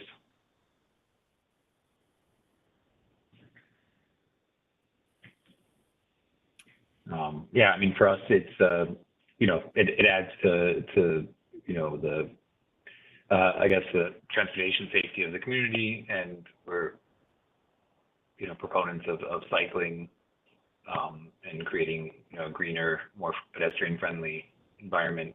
So, you know, it's something integral to our lives, and I think for a lot of our neighbors to have that ability, just like parking spaces on the street, and without having an eyesore of, you know, just having bicycles chained to the outside or with a tarp. Okay, thank you, Mr. Oster. Deb Young, is that your hand raised to address this? Or did you forget to take it down from the last time? I think I forgot to take it down, but if you so choose, you can leave it up and I can ask my question if you're open at this point. I am open because I am turning to the community and our members to ask questions regarding this application. Please proceed, Ms. Young. You want me to? Okay. Well, I really don't have a question as much as I have a position that the shed is too big. It has no relation to the house or to the historic nature of the building or the neighboring homes. And quite frankly, you know, applicants coming before us to ask for forgiveness after doing due diligence with following the protocols is becoming tiring. You live in a historic community. To pick up the telephone and to call to inquire from either the community board or the appropriate agency, and in this case, LPC, to ask what the protocol was, is not acceptable. And so therefore, we do not support your request for a certificate of appropriateness. Thank you, Deb. Thank you, Ms. Young. Ms. Joyner? Thank you. I agree with everything that Ms. Young said, but my question is, in the view before the bike shed, those look like motorcycles. Are those the same bikes that are being housed there? Are you housing e-bikes? What are you housing inside this bike shed? So they're just bicycles. We have a trailer for our two children and our bicycles. Yeah, and so part of the application, to answer Ms. Young's comment on the appropriateness, we did extensive research also in the area of, you know, what is done and what is, you know, in some people's front areaways. And we do have examples of, you know, similar either carports or awnings. And here I can pull up what was their previous to us being here. This is the designation photo from Landmarks. And I mean, yeah, I mean, you know, we're first-time homeowners, so forgive us for not understanding exactly the protocols of the Landmarks district. But again, it's not a permanent structure. If, you know, in the future, God forbid, you know, something would happen to us and someone else would take over the property, it would be able to be removed. It's not anchored to the structure at all. And here, if we just allow me to go on, these are on the same block, awnings and garbage enclosures that are outside that are either similar or larger. That one that you're showing on Sterling Place is not legal. Okay. I mean, well, I'm not aware of the legality of any of these, but they are in place, and I think some of them have been there for quite some time. There's also, you can see directly next to us is a historic garage. I would say not a particular architectural interest, but indicative of, you know, what is here. So basically behind this box, you have a much larger box on the other side of our stoop. Thank you. Mr. Callahan?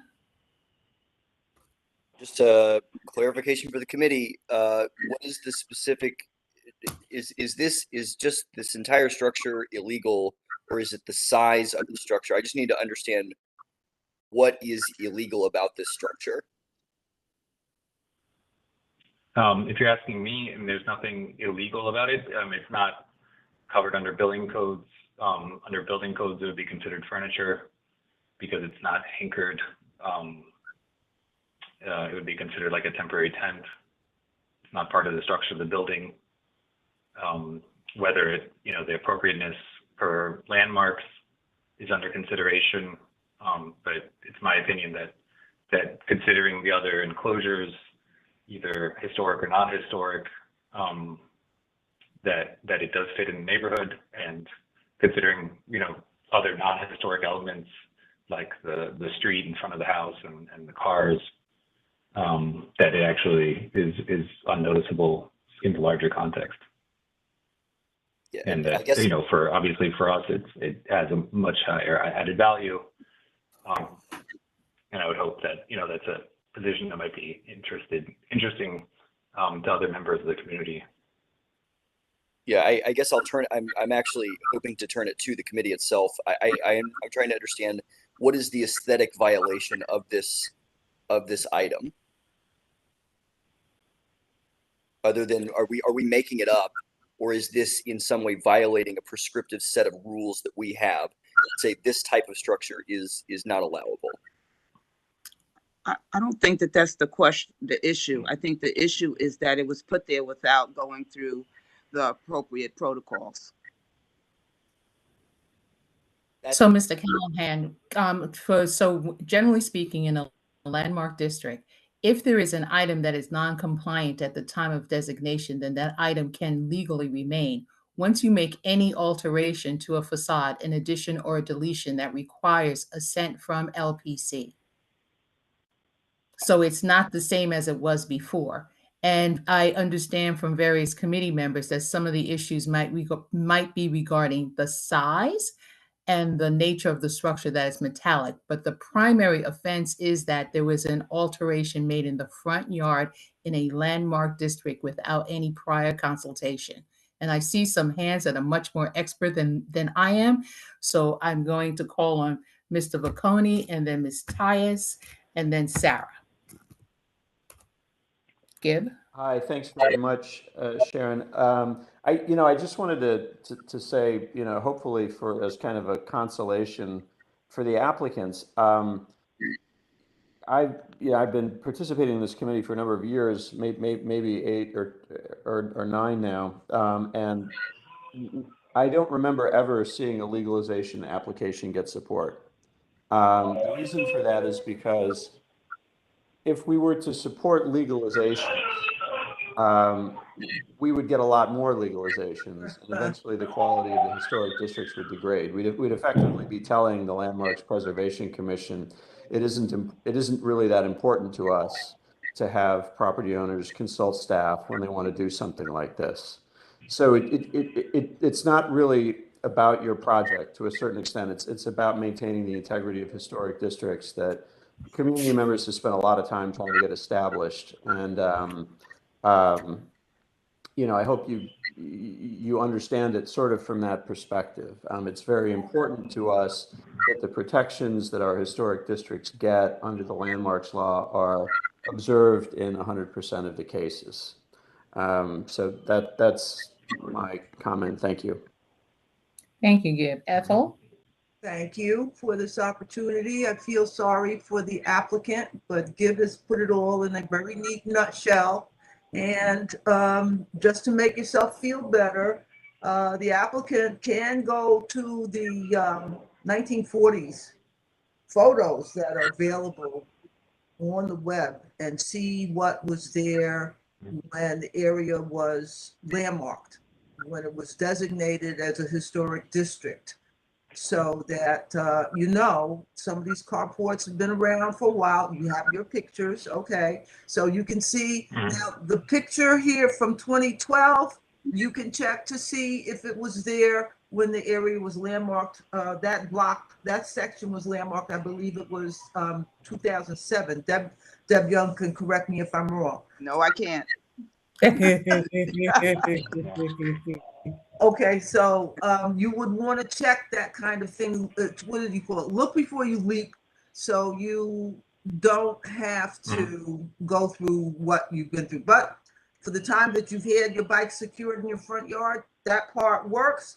Again, Gib is given the logic that we have to use to stem the tide. Otherwise, this whole area would become 8-story multi-dwellings entirely. And I totally understand that notion, Ms. Tyus. And I mean, I confirm with landmark that this is the designation photo when the house is or when the block was designated. So I mean, we're also very open. Again, I mean, I am kowtowing, begging for forgiveness a little bit, and obviously it's not good to beg for forgiveness, and that wasn't my intention at all, or our intention. But we are, again, we're open to suggestions, alterations that might make it more amenable. Again, I guess the alternative is a pile of bicycles with a big blue tarp in front, which wouldn't follow on, you know, and that's something that we want to avoid. One, because it's an eyesore, in our opinion, doesn't help the block, and also, you know, promotes maybe theft and people looking for something else. So, I mean, we think we found a good solution, and we were hoping that we would be able to get your approval. Thank you. Sarah? Hi, thank you. Yeah, so I guess my comment is not so much about aesthetics, but I guess I'm kind of putting on my hat as a member of the Crown Heights Tenant Union.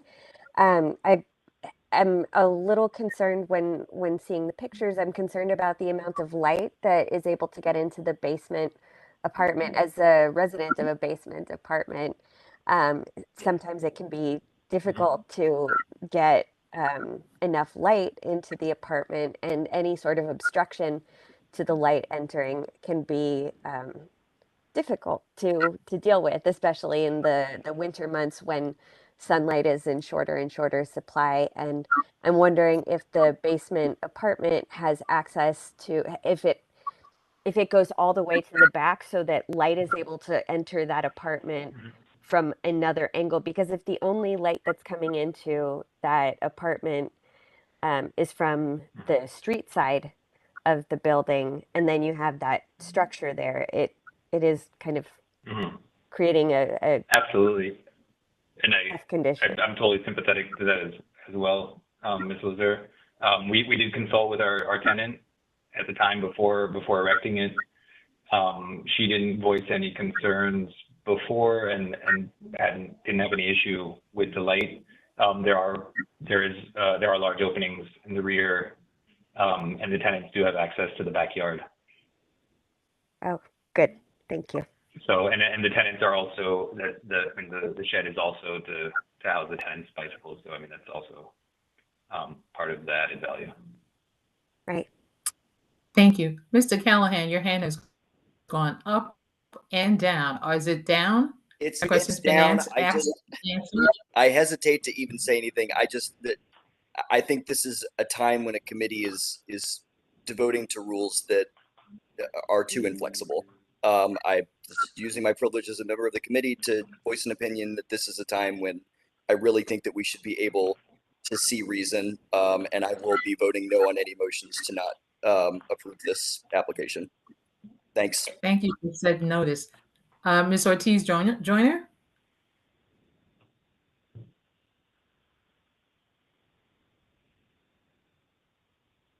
Sorry, I was trying to unmute myself. I just wanted to clarify regarding the picture on the screen.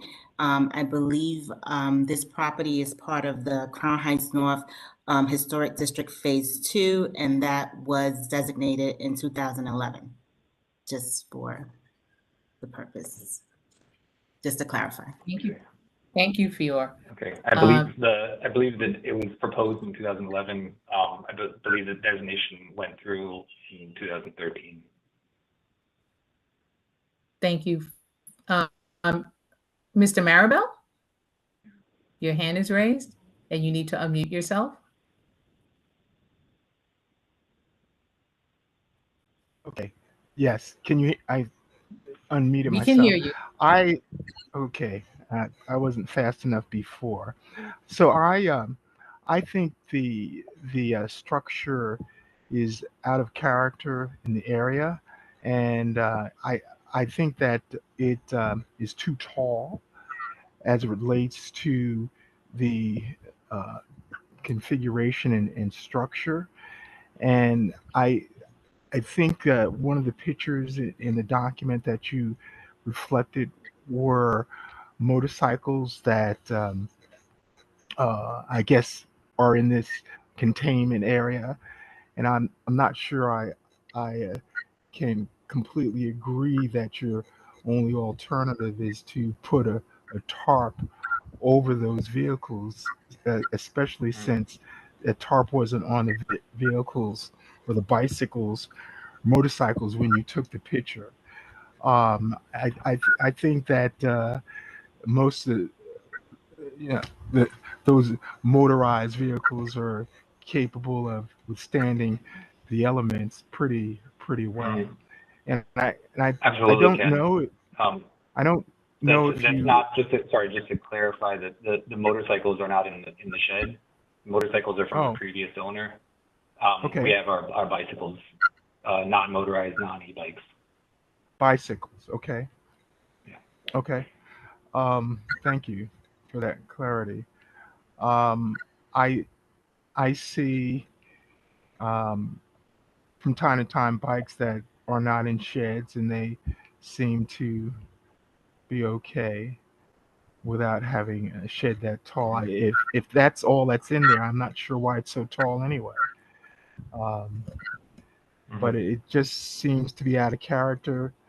If there was any flexibility with the color of the shed, that should certainly be considered. But I think the main thing is how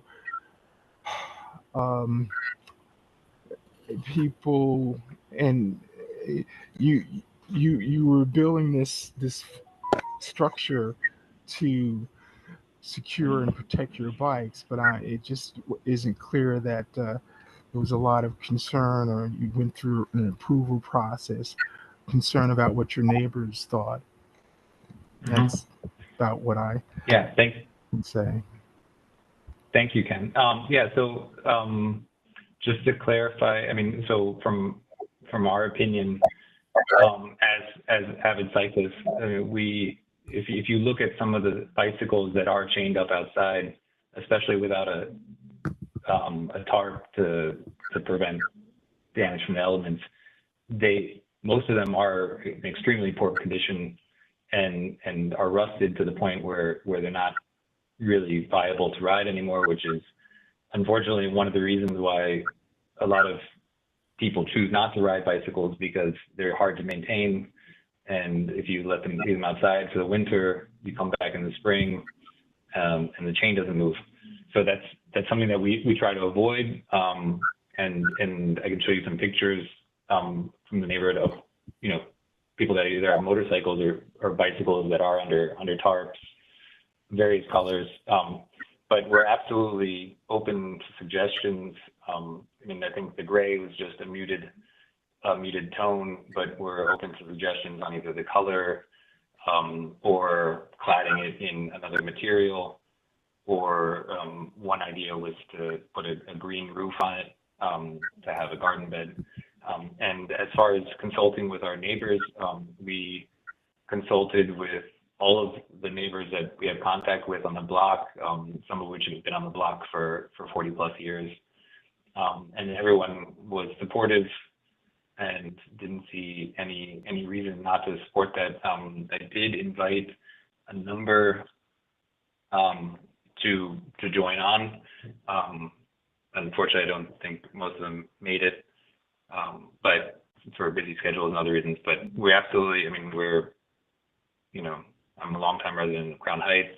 We're very close to the community, and we're looking also to build our bonds with the community, which is one of the reasons we really wanted to take this step, and not just say, you know, oh, they don't like it, you know, take it down, and not that we want to be confrontational, but we really want to start the conversation and show that we are proactive and we're not, you know, trying to change the landscape, of course, in the neighborhood, and we want to be respectful of that. So we're very open to any suggestions that the community might have.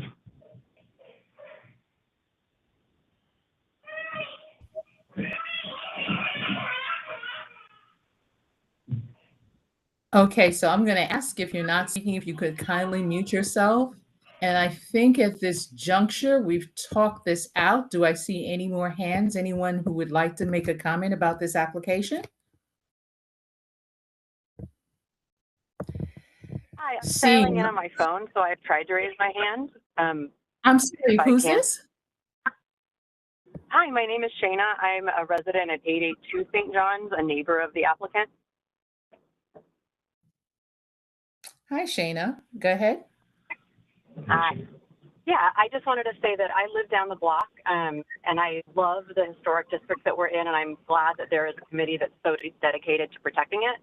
And I would add that I don't find this shed to be inconsistent with the historic tone of the area. It's extremely unobtrusive, and I would add that I do believe it's less obtrusive than bikes with tarps on top of it. That's all. Thank you, Sheena. Just a matter of Thank you, Sheena. a matter. Land use is not only concerned around land use issues. There are other issues that we discuss, but that's okay. And can you provide to us your last name so we have a record for our minutes, please? Yes, it's Ahlqvist, AHLQVIST.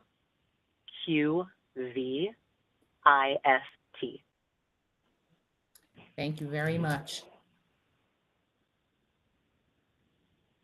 Okay, so I'm talking to the members of our committee. Is there anyone that would like to make a motion regarding this item? I'll make a motion. Go ahead, Ms. Okay, Young. first I want to thank Gibb for the manner in which he presented it, because he hit the nail on the head. Thank you. But I also want to say before I make the motion that while we want to support everyone in our community, we also have to support what we fought so hard for. And once we open the door to let individuals, homeowners, renters, whatever, come in and do things that's outside of compliance with the protocols, then we just open up the floodgates for everybody, and we'll find ourselves spending a lot of time at meetings going through these type of applications where people come to us and ask for forgiveness. With that said, I make a motion that we do not support this application. Second. That was Gibb seconding the motion? Yes, it was. Thank you, Gib. Ms. Iceland, any discussion? Okay, Ms. Iceland, could you call the roll, please? Yes. Albert Alperton, Lisa Atkinson, Yes. Princess Ben James, Robert Callahan, No. Nora Daniel, Ms. Granville, Yes. Karen Gray, Kathy Island, no. Jennifer Jordan, Jennifer Jordan, can you repeat that? No. Zarima Jordan, No. Peter Crashus, No. Kaya Cool, No. Nicole Lamel, No.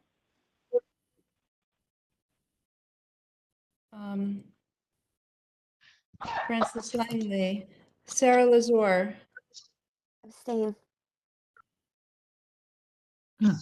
Sarah Lazore, Abstain? abstain. Quasi Mensa, Mimi Mitchell, No. Fior Ortiz Joyner, Yes. Robert Puka, Jack Robinson, No. Kim Robinson, Ethel Tyus, I vote yes to withhold support. Gib Viconi, Yes. Irser Weatherspoon, Yes. Sharon Wedderburn, Yes. Elaine Weinstein, No. Deborah Young, Yes.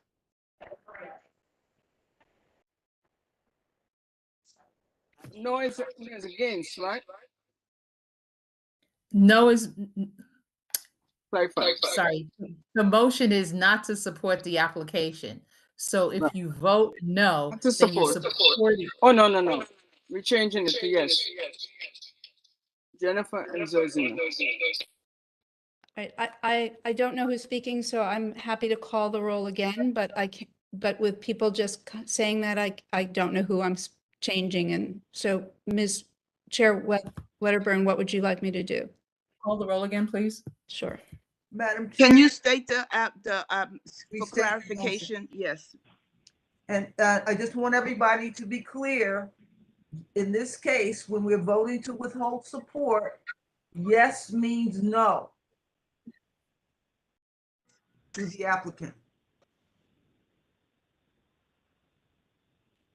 Okay, Ms. Isling, can you call the roll again? Albert Appleton, Lisa Atkinson, Yes. Princess Ben James, Robert Callahan, No. Nora Daniel, Ms. Granville, Yes, not to support. Karen Gray, Kathy Island, no. Jennifer Jordan, Zarima Jordan, Yes. Peter Crashus, No. Kaya Cool, No. Nicole Lamel, No. Francis Langley, Sarah Lazore, Abstain. Quasi Mensa, Mimi Mitchell, No. Fior Ortiz Joyner, Yes. Jack Robinson, No. Kim Robinson,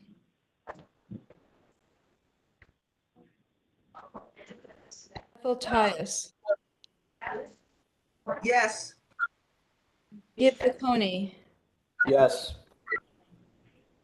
The Weatherspoon, Yes. Karen Wedderburn, Yes. Elaine Weinstein, No. Deborah Young, Yes.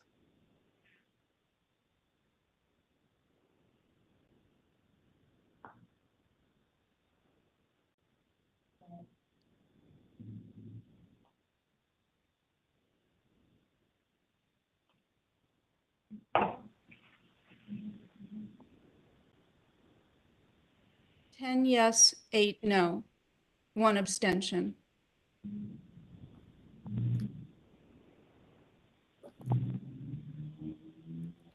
Motion carries. Thank you.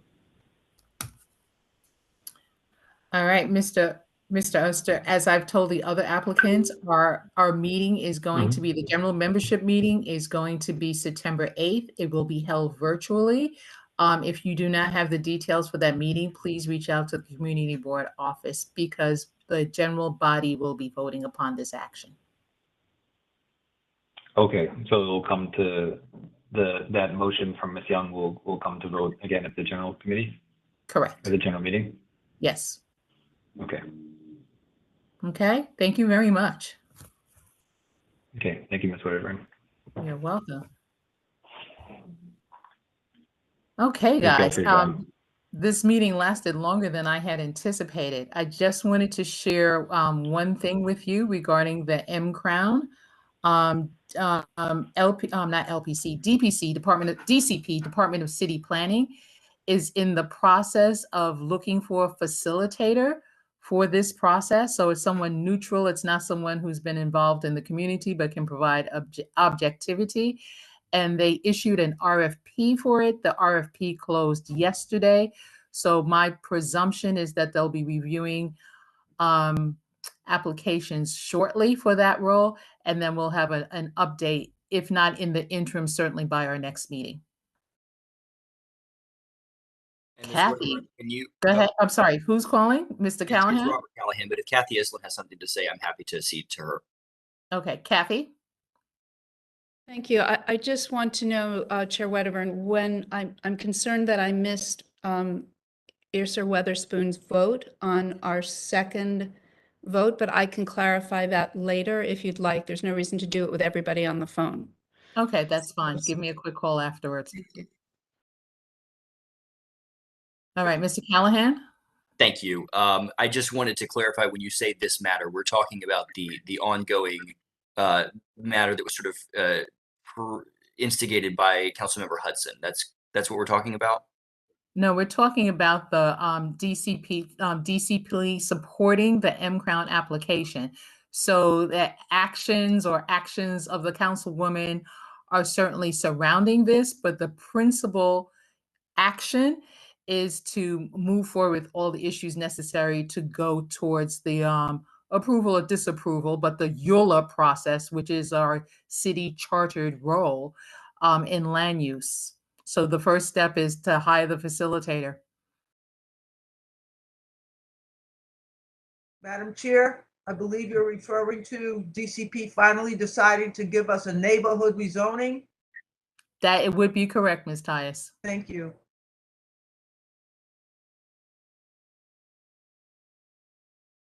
I move we close the meeting. I was going to say, make a motion for adjournment. Do I have a second? Second. Okay, guys, good work. We really had to dig in to get all of this done. I appreciate the opposing viewpoints. Everybody had the opportunity to express themselves, and I hope they did so.